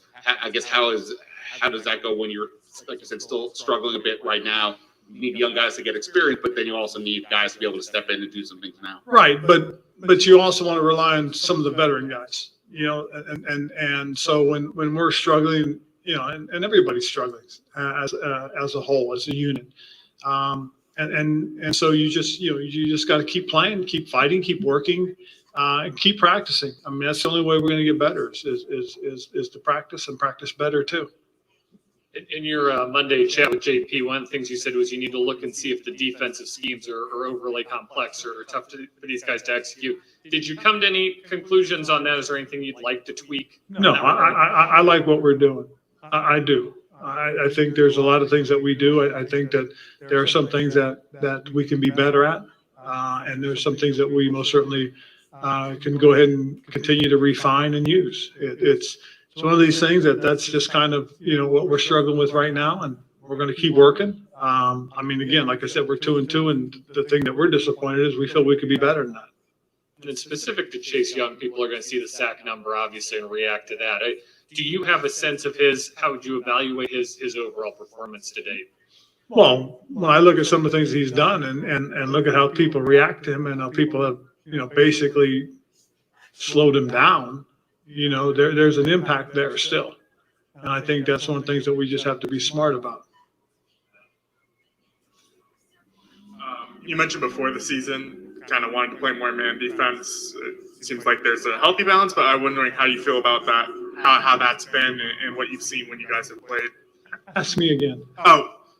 So you mentioned before the season about wanting to play man a little bit more, and I'm just wondering how you feel that's gone and what you've seen when you guys have been in man versus zone and that sort of thing. Well, I think we've done some good things with our man coverages. It's hard to sit here and tell you, oh yeah, things are looking great when you look at what we've done in third down though, and that's where most of our struggles have occurred. You look at some of the first and second down things, especially when it's 0 to 3 yard gain, you feel good about that. And then unfortunately, you get into a couple of third down situations and you take a step back and go, man, you know, how can we miss this, or why didn't we do that? As you know, so you just go back to the drawing board and keep working it. And then with JD and Antonio, I understand like how it varies from like one guy's a conventional runner and one guy's the passer, but how does it, from a coaching perspective, like how does it work when there's two guys with a similar skill set, and how do you balance that? What do you like about that? Well, when you look at what we do with the backs and the way we use them, you know, each guy has a specific role. We know for the most part, Antonio's the first and second down back, but JD can come in and easily do those things. But with his athleticism, quickness, you know, his skill set, third down or second and long situations, you can create the type of matchup you can exploit, and that's what we've seen. You know, they're both very headsy, smart players. You know, they're smart young men, and they understand the dynamics of the game. And so having them in there for their role, so they understand their role, is really what I think when you watch what Scotty does. There's specific things that each guy does extremely well, and we try to balance that by all the time, you know, not all the time that when they're in there, that's what they're going to get. So he'll mix them in. You know, you may see Antonio get a few third down situations.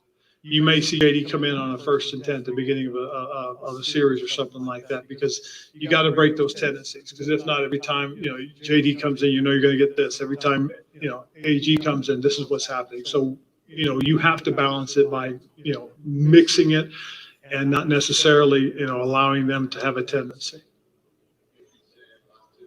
Why has it been important for you to maintain confidence in Dustin throughout his ups and downs this season? Because if I get off on him, it could get worse. You know, I mean, that's just the way it has to be. I mean, it's one of those things, you know, it's not like you're going to go out there, you know, and pluck a kicker that's going to come in and it's going to kick over 80-something%. You know, that's the thing now. You know, you want a little more consistency, especially with the extra points, and he's working on it. And again, it's just one of these things, and hopefully it'll correct it, and we'll go from there. Is that something you learned in Carolina? You had Graham there Yep. for a long time. Is that a byproduct of that? Yep. You know, it's crazy because if you look at what Graham did throughout the entire Super Bowl year, you know, he was very, very good, very, very consistent, did a lot of good things. We go into the 2016 season and he gets sporadic and had a rough year. But we stayed with Graham. And then 17, he comes out and Graham sets the record. So you look at players and you try to work with them and get a feel and get an understanding. But, you know, sometimes if you quit too soon on a guy, it comes back to get you too. Because up until we ran into Graham, my first 2 years, I think we went through like 4 kickers before we got lucky with Graham and we were able to have him there for the next 7 years. Having been around Terry for, you know, a season and almost a half now, what stands out to you about his preparation each week? How hard he works.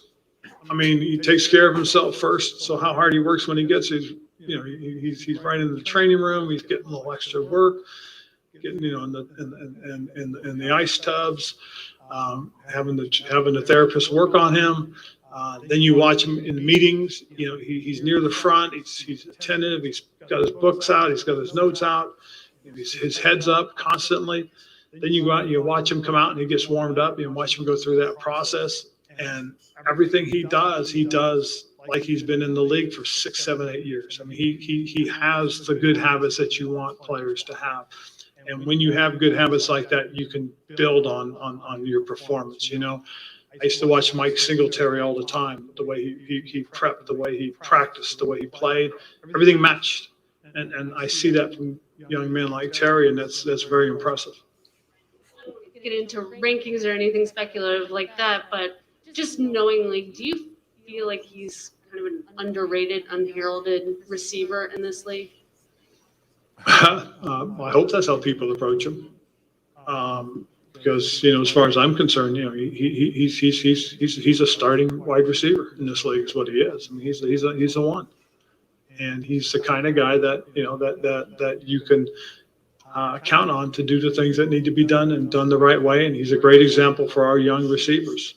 And it's a young group, believe it or not. You know, we brought in Hump, and Hump's a little bit older, but it's a young group. And after Hump, I think Terry's the next senior guy. So it's a good, well, Curtis, excuse me.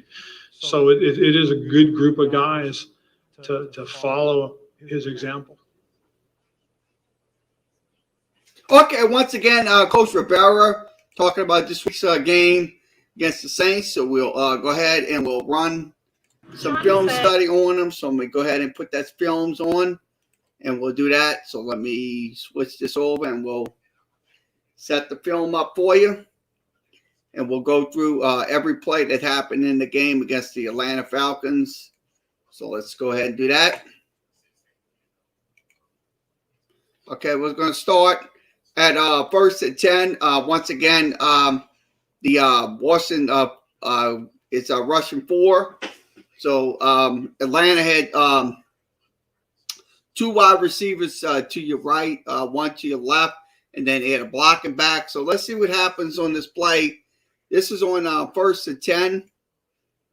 So they drop back. They'll hand the ball off. So see the offensive line is completely blocking the defensive line of the Washington football team, and they'll get some yards off of him.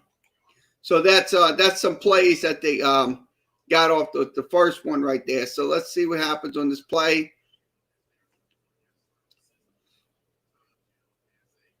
See how the once again they get this is on 2nd and 8. 2nd and 8, they get a big gain on that play. on a pass play right there from Matt Ryan. So that's on 2nd and 8. This is on 1st and 10. They once again they have I formation. One back in the backfield. They are rushing 1, 2, 3, 4 down linemen right there. And they have 1, 2, 3, 4, 5, 6, 7, 8. So they have 4 and they drop 8 in the zones. So this is what happens on this play. They'll run the ball to the left side. So they got some good runs off of the Washington football team defense. That was in the first quarter. This was on 1st and 10. So Washington, once again, back in their defensive zones. See what happens on this play. Matt Ryan just throws a pass right there. So that's a right there. So 2 defenders. So he's throwing good passes against the Washington defense. That's one thing they're doing correctly when it comes down to it. So they're getting penetration.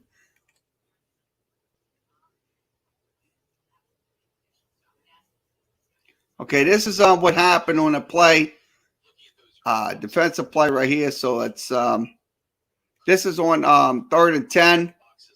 Ryan looks like he's going to run, and they throw a nice little pass. So he gets those passes off. So that's against the secondary right there. So I'm going to tell you right now, if the Saints can get some good passes off against their secondary, that would be a monumental win.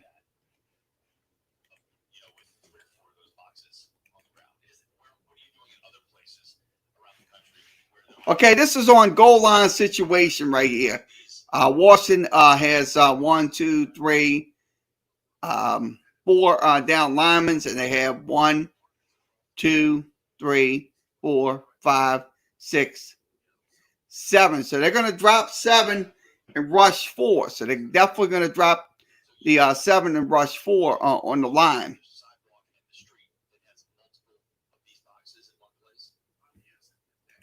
So Matt Ryan will throw a pass right up the middle. So that was against coverage right there, and that would be a touchdown. No, that was incomplete. So it was a good defensive effort by the Washington football team to cover that pass. The field goal comes up, so we'll go. Okay, this is on their offensive series. Washington Hankey drops back, throws a nice little pass. And he gets it to number 16. So number 16 gets the catch right there. So that's a pretty good catch. So you got to be aware where he's at all times.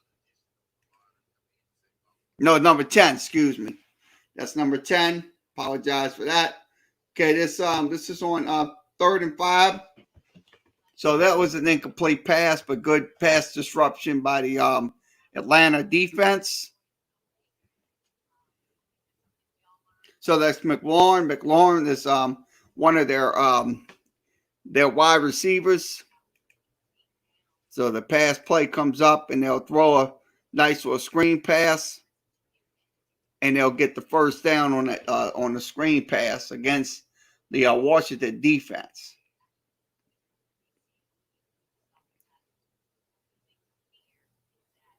So this is so they get a good defensive play. So it was a good blitz call right there by the Washington defensive coordinator to disrupt that pass.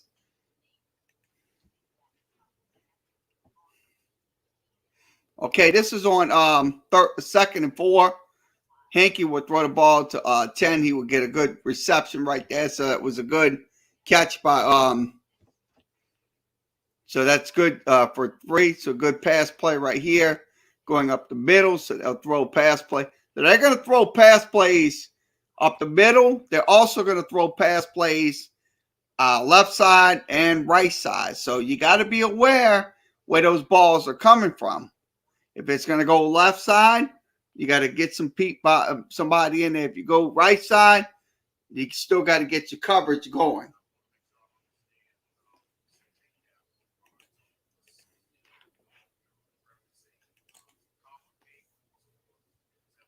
Okay, this side's the Target McLaurin. Let's see who gets. So Hanky, this is what they're talking about with Hanky. He's definitely could run the ball. So you have to be totally aware what he's doing. So if he gets a play action pass and he tucks and runs with it, you got to be totally aware. You got to watch where the run plays are going, because that could be a 30-yard run play right there when it comes down to it.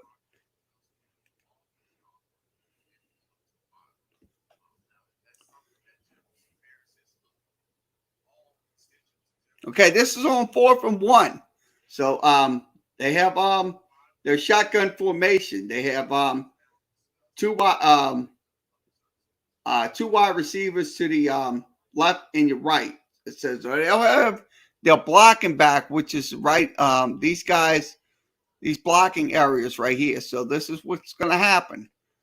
So they're going to go on 4th and 1.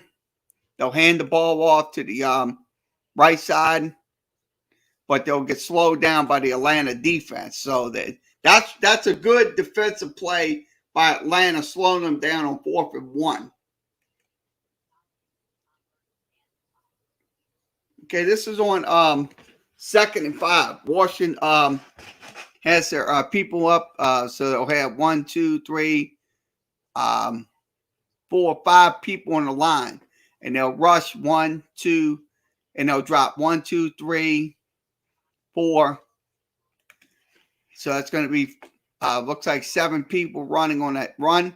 So that was a run. So they got so it was a run play. Now this is on 1st and 15.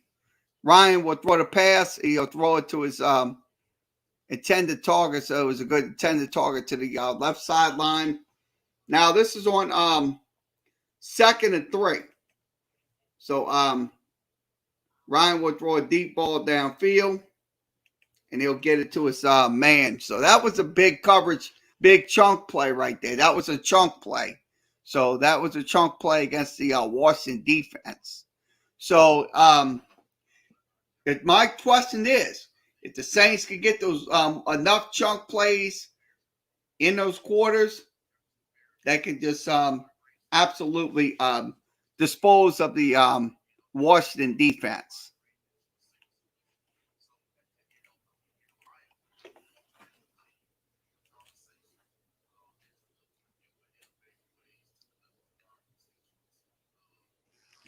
Okay, they're going to line up once again. They're going to line up 2 backs in the backfield. Hankey's back there, so it's a 2nd and 6 situation. 2nd and 6. Let's see what happens. He's going to hand it off, so he's going to hand it off to number 24. Nope, it's going to be a fake handoff. He will drop. He will throw a nice slow strike right there. So it's a strike. So he thought it was going to be a run, but it was going to be a pass.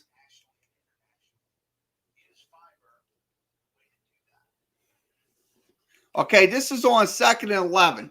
Well, shotgun formation, wide receivers, 2 wide receivers on this side and 1 on your left side. So these guys are going to be looking for a pass. Now, your running back's going to be right in this area. So this running back's going to be either going with the screen or the long ball. So let's see what happens on this pass play.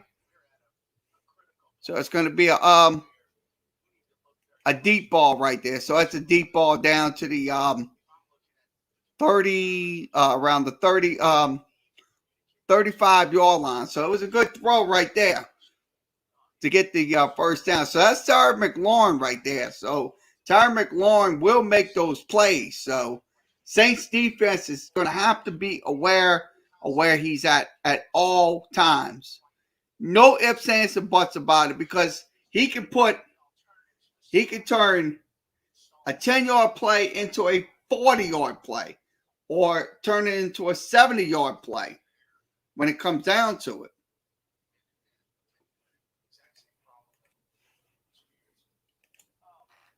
Okay, this is number 83. Let's see what happens here. This is on 3rd down conversion. They'll go deep ball. So McLaurin makes a great catch. So that was a great catch by McLaurin. So that was on 3rd and 8 against the Atlanta defense. That was on 3rd and 8. So that's one thing you have to be concerned with is those passes going on 3rd and 8. It could be a short pass. It could be a 10-yard route, or it could be a 10-yard across the corner route or something like that. So you got to be aware on those 3rd and 8 situations where those passes are going, if they're going to pass them or if they're going to run them.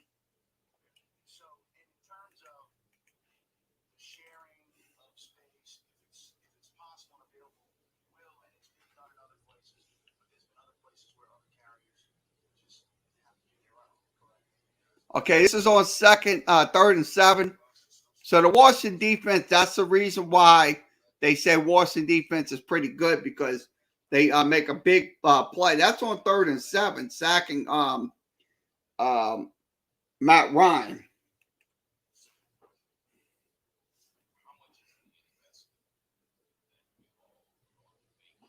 Okay, this is on 1st and 10. Once again,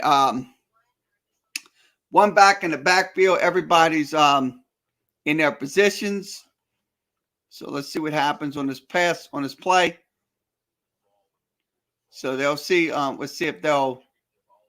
Hankey will run it right here. So Hankey will, like I said, we're going to switch back. We're going to rewind it again and show you what happened on this play, on this play right here. So we'll show you the run on this play, give you the details. So I wanted to see where that run play went. This is on the run. So he's going to, like I said, everybody's blocking on your right side. So they're going to go right, slide to the left side. So, and they got 2 defenders, 1, 2, 3 defenders coming after him. So he's going to run the ball, and he's going to get out of bounds. So that is a pretty good run by Chad Hankey to get the yardage. So he's a mobile quarterback. So that's one thing you got to look at. He's a mobile, agile quarterback. So this is on 1st and 5. Hankey will hand the ball away. So he'll go up the middle. He'll get the running game. So that's 24, getting his runs up the middle. Now, this is on 2nd and 15. He'll throw a nice little pass play to number 83. He'll get that catch right there, and they will get some of will get the yardage. So that's the thing. That's the plays you got to watch out for. If he's going to dump it off underneath, or if he's going to go with the screen passes.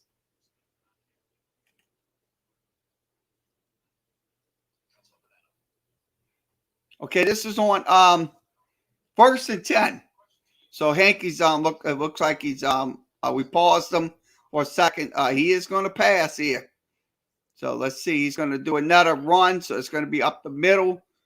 So he had no way to throw. So he's going to take that ball and he's going to run it.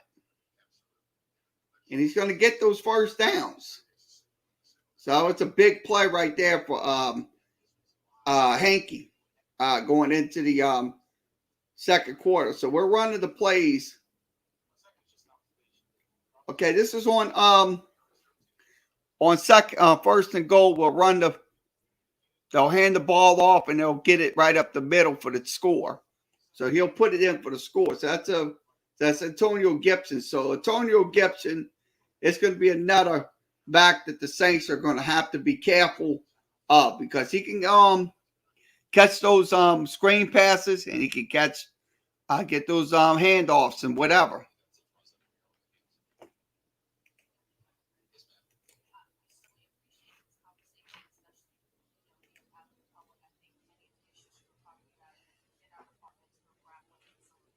So we're going to go to another play. I'm going to switch it over to another play. We'll go over to, let's see. Let's go over to this play right here. So I'm going to watch it right here. This is on 3rd and 3. Let's forward to the 3rd and 3 situation. 3rd and 3. Atlanta throws a nice little pass play, and they get a first down off the defense. So that was on 3rd and 3. So this is a this is a good pass route right there. So Atlanta goes up in the score. Now let's see. Let's go over to another play. I'm going to rewind it. I'm going to fast forward and go to the next play. I'm going to run the next play over. And this is going to be on 3rd and 7. Throwing a good pass right there. So it's on 3rd and 7. This one's on 3rd and 2. So it's a short 3rd and 2. I'll throw a nice little pass on that side. Get some downs there. And then you will roll a deep ball downfield. And good pass defense by the Washington defense. And this is on 4th and 2. So almost got to him. And he just throws. And looks like an interception. So it's a good defensive play by Washington. But it was against Washington that was roughing the passer. Because unfortunately, that was a bad roughing the passer call. So let's go to the next play. I'm going to go over to the next, skip over to the next play. This is on 3rd and 7 again. So they'll throw it out of this is on 2nd and 14. Hankey at quarterback. Let's see what happens. Hankey will look for a pass, and he just throws. That was an incomplete. Good hit, but it was a flag against Washington.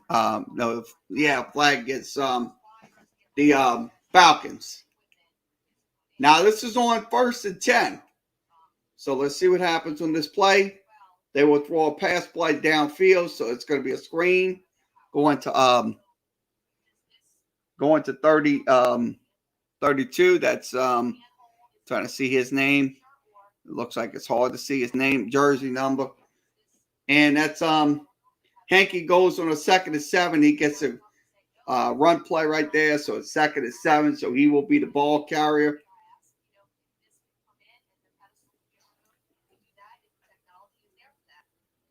Okay, the next play we're going to see is 2nd and 16. Throwing a nice little dart downfield to McLaurin. So this is another play they'll throw. They'll throw a nice little pass play to number 41. That was a good, excellent pass catching play. Hank would try to get away from and that was an easy touchdown right there. McLaurin just catches it. So that was just a dart of a play right there. Now this is on the 2-point conversion attempt. He will throw it incomplete, so it's going to go incomplete. They still up 30 to down 30 to 28.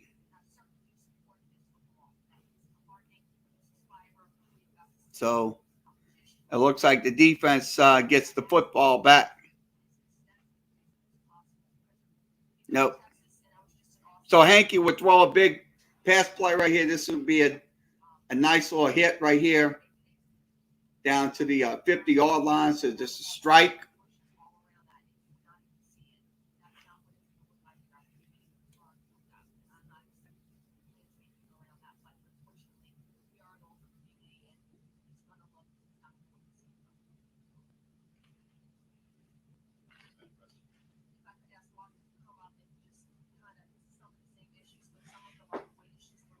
Okay, the pass play come up. This is on 3rd and 7. Hankey would throw a nice little dump off and he would get the first down going down the sideline, and that would be That would be the key game winner. Let's see what that was. The referees are conversing. It looks like a key game winner. But it was for it was a key game winner. McKiss, a nice little touchdown right there. He hit the pylon. So that's another guy. They'll go for 2 once again. And they don't get the 2-point conversion. So they'll rush 3 on this play. They'll rush 3 and throw up nice little strike.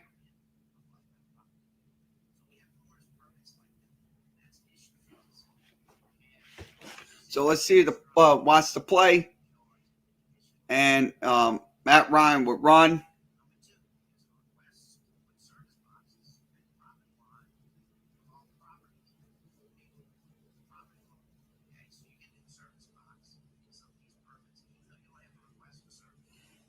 So this play right here, this would be the last play.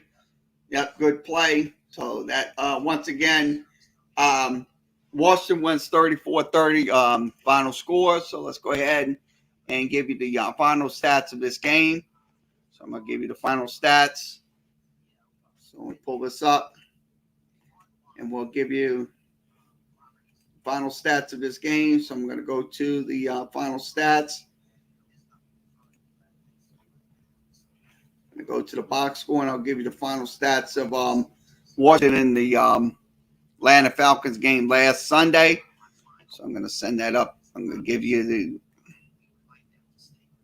That's not it. I'll give you the final stats. Give me a second. Pull up those final stats. That's the wrong stats right there. I'm not looking at those stats. I'm looking at week 4 stats. Okay, the week 4 stats. Okay, I'm going to give you the stats. Let me get those stats. I'm trying to see if I can find them. There they go. There's the stats right there. Okay, the final stats of the game. Washington had 26 first downs. They had 8 on runs and 16 on passes. Atlanta had 6 on runs, 15 on passes. They had 2.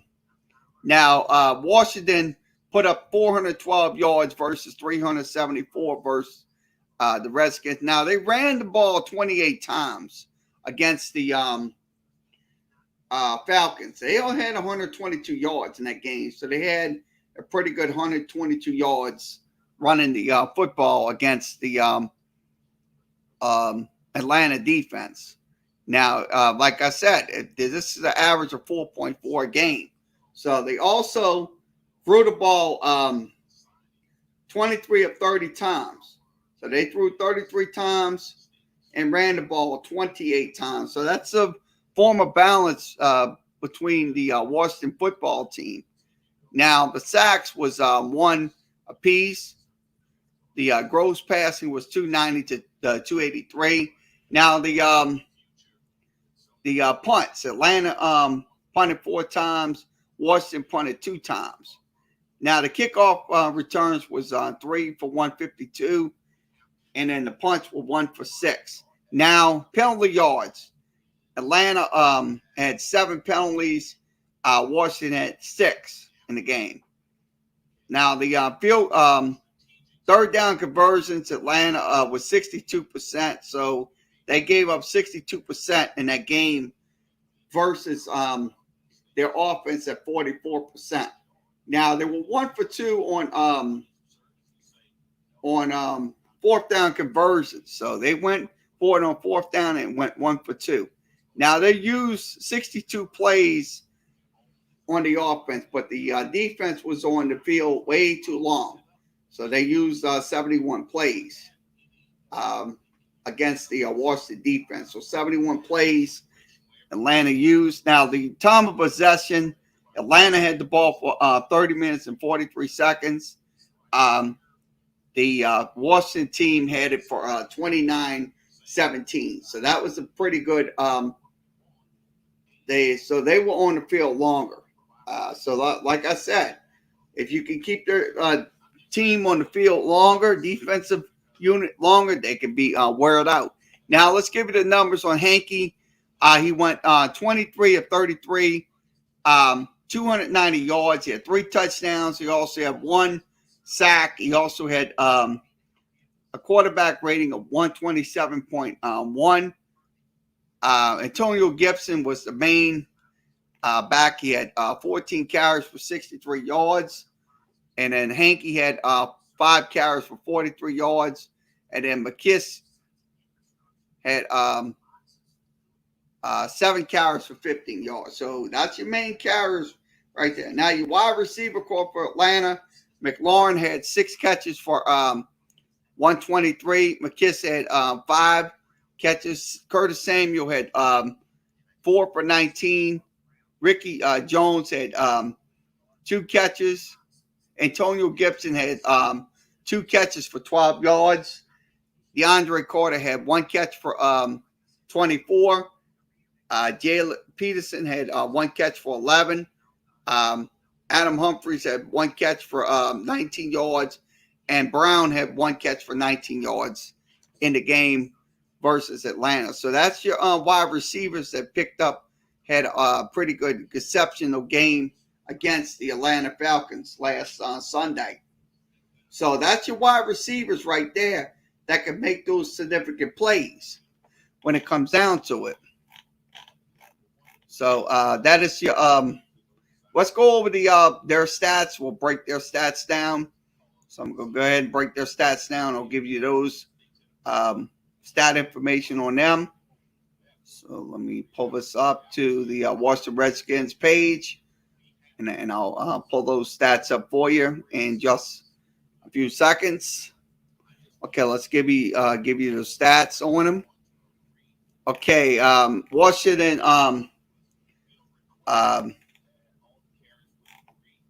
So Washington on first downs averaged 79 first downs a game out of 101 on defense. So that's kind of the conception right there. So they're kind of not that good giving up on first down defense. Now on third down offense, they at 30%, they give up 59% on defense. So the defensive side of the ball on third downs, they kind of not that consistent. Now on fourth down, so they will go for it on fourth down. They're at 71% on fourth down conversions. That's 5 out of 7. So they go 0 for 1 in that area. Now, total yards, they average 1,368 yards a game. Total plays, they put up 230 yards.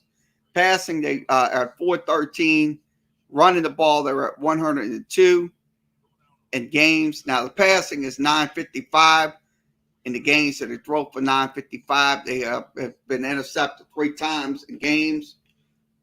Touchdowns, they have 12 touchdowns averaging. They have 3 on runs and 8 on passes. Now, the defense gives up 13 touchdowns, 3 on runs, and 10 on passes. So that's what they do in their games. Now, let's give you the stats on them. I'll give you the official stats on Hankey. Hankey's rolling for 960 yards. His completion percentage is about 69%.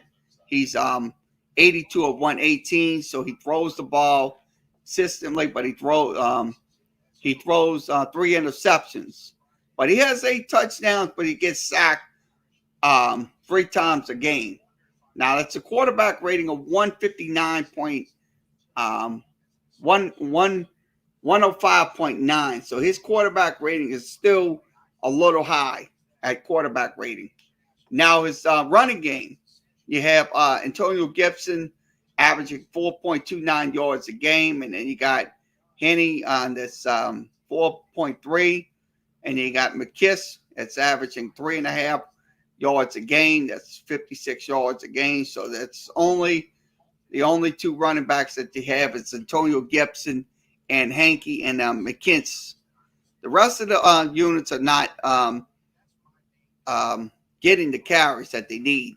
Now, the wide receivers, let's give you the wide receivers. Okay, wide receivers, McLaurin with 3 touchdowns. He also averages 14.1 yards a game. He was targeted 38 times on Yaks. It's 90. Also, McKiss has 12 catches for 142. He also has 1 touchdown. He's targeted 14 times. Yak yards 108. Now, Thomas. Thomas is another guy. He averages 12 catches for 117, 9.7 yards for an average. Also, Humphreys, 11 catches, 80 yards. He has an average of 7.2. And Gibson has an average of 13.3 yards per game. And then Brown is at 10.2. And then Curtis Samuel is at 4.75. He only has 4 catches for 19 yards. So that's their wide receiver core for the Washington football team. Now, their defensive side, let's go over to their defense. Their main sack leader, they have 7 sacks a game. Their main sack leader is Allen with 3. You got Fuller with 1. And then you got, Montez Sweat with 3 sacks a game. So now the interceptions, let's give you those interception breakdowns. They have no interceptions. So as a defense, they have no interceptions. So that is the scouting report on the Washington football team. So we'll go ahead and break down the Saints. I'm gonna give you the Saints side of things. I'm gonna go ahead and give you that. So let me give you the Saints side of things.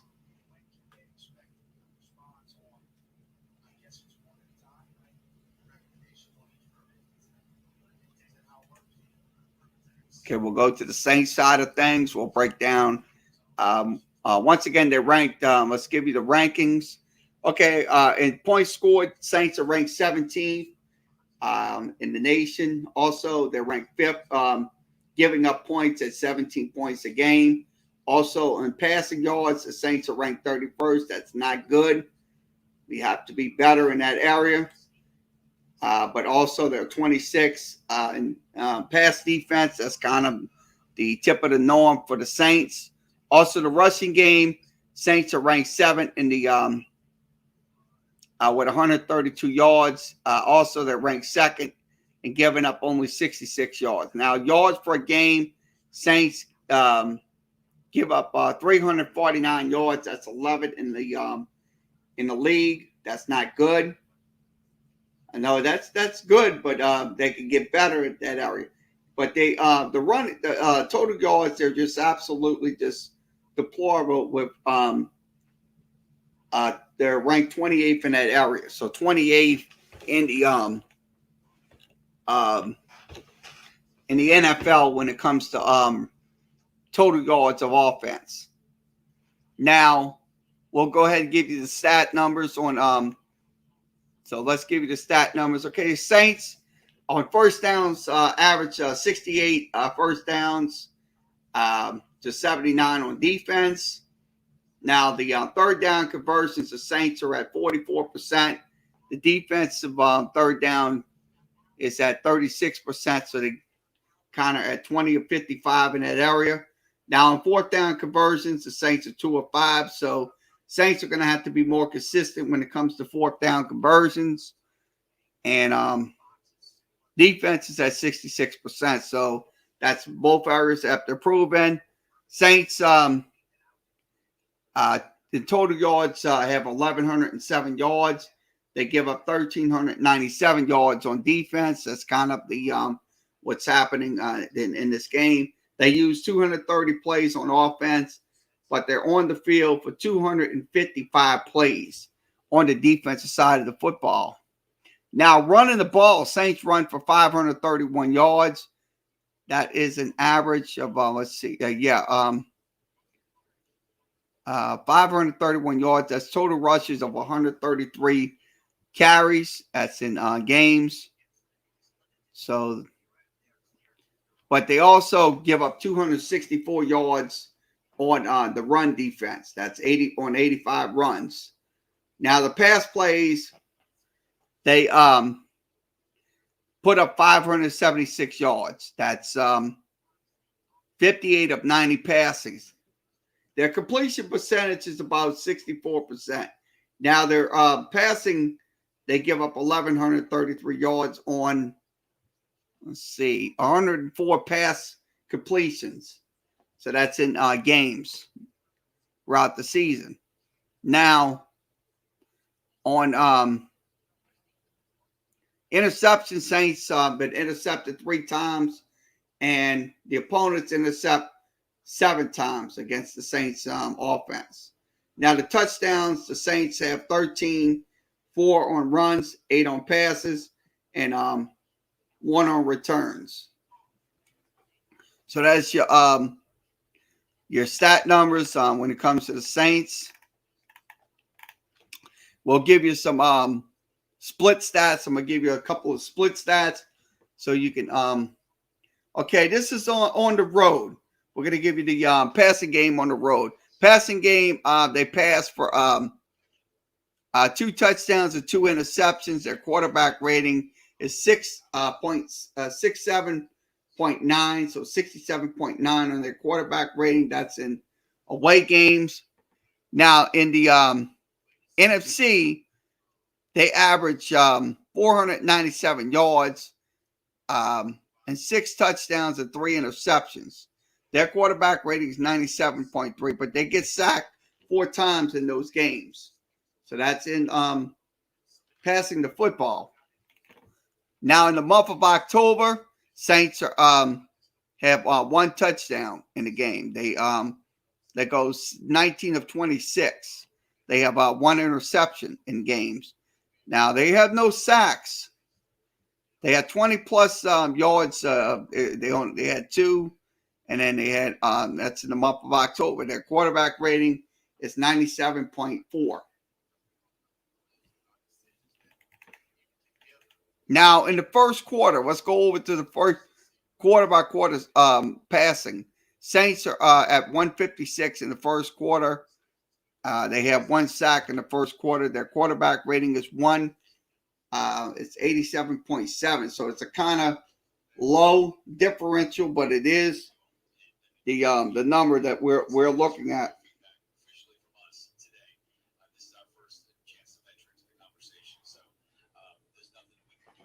Okay, the next one, the second quarter stats. Saints at 193 yards, 4 touchdowns, 1 interception. That's in the second quarter. Their quarterback rating is 120.1. Now in the third quarter, Saints are at 136 yards. That's 9 of 16. They have 1 touchdown, 1 interception. Quarterback rating is and 1 sack. Their quarterback rating is 79.2. Now in the fourth quarter, they're averaging 140 yards. That's 2 touchdowns, 1 interception, and also 2 sacks in the fourth quarter. That's in fourth quarter. So I say this, look, if you can be consistent in those quarters, that will be the key. Now, the running game. Let's go over to the running game. We'll give you the running game breakdowns. Okay, let's give you running game breakdowns. In the road game, Saints are averaging 55 carries for 190 yards. Their average is 3.4 yards a game. They have 2 touchdowns.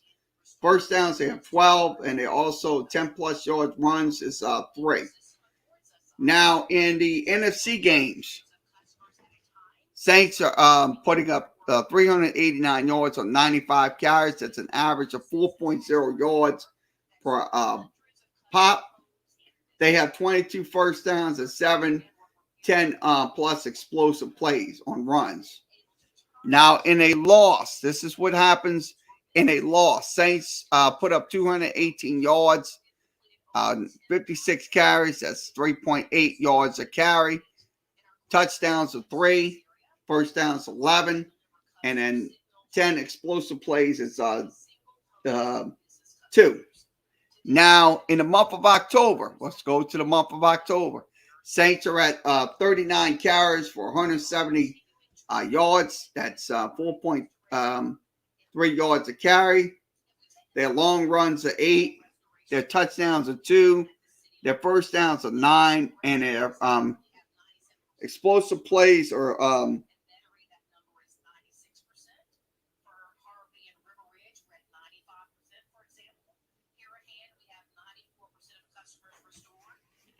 so that's the numbers right there we look at when we come.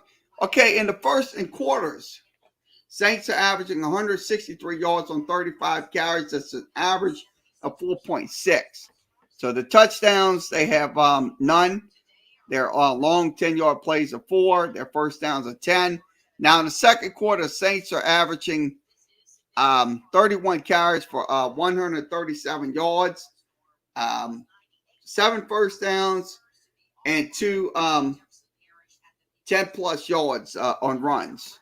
Now, in the third quarter, Saints are putting up 30 carries for 104 yards. That's in the third quarter. 3.4 yards per pop. 1 touchdown, 6 first downs, and 10 explosive plays. Now, in the fourth quarter, Saints are at 37 carries for 127 yards. That's 3.4 yards a carry. Their longest run is 8. And then their touchdowns, they have 3. They have 9 first downs and also 2 on long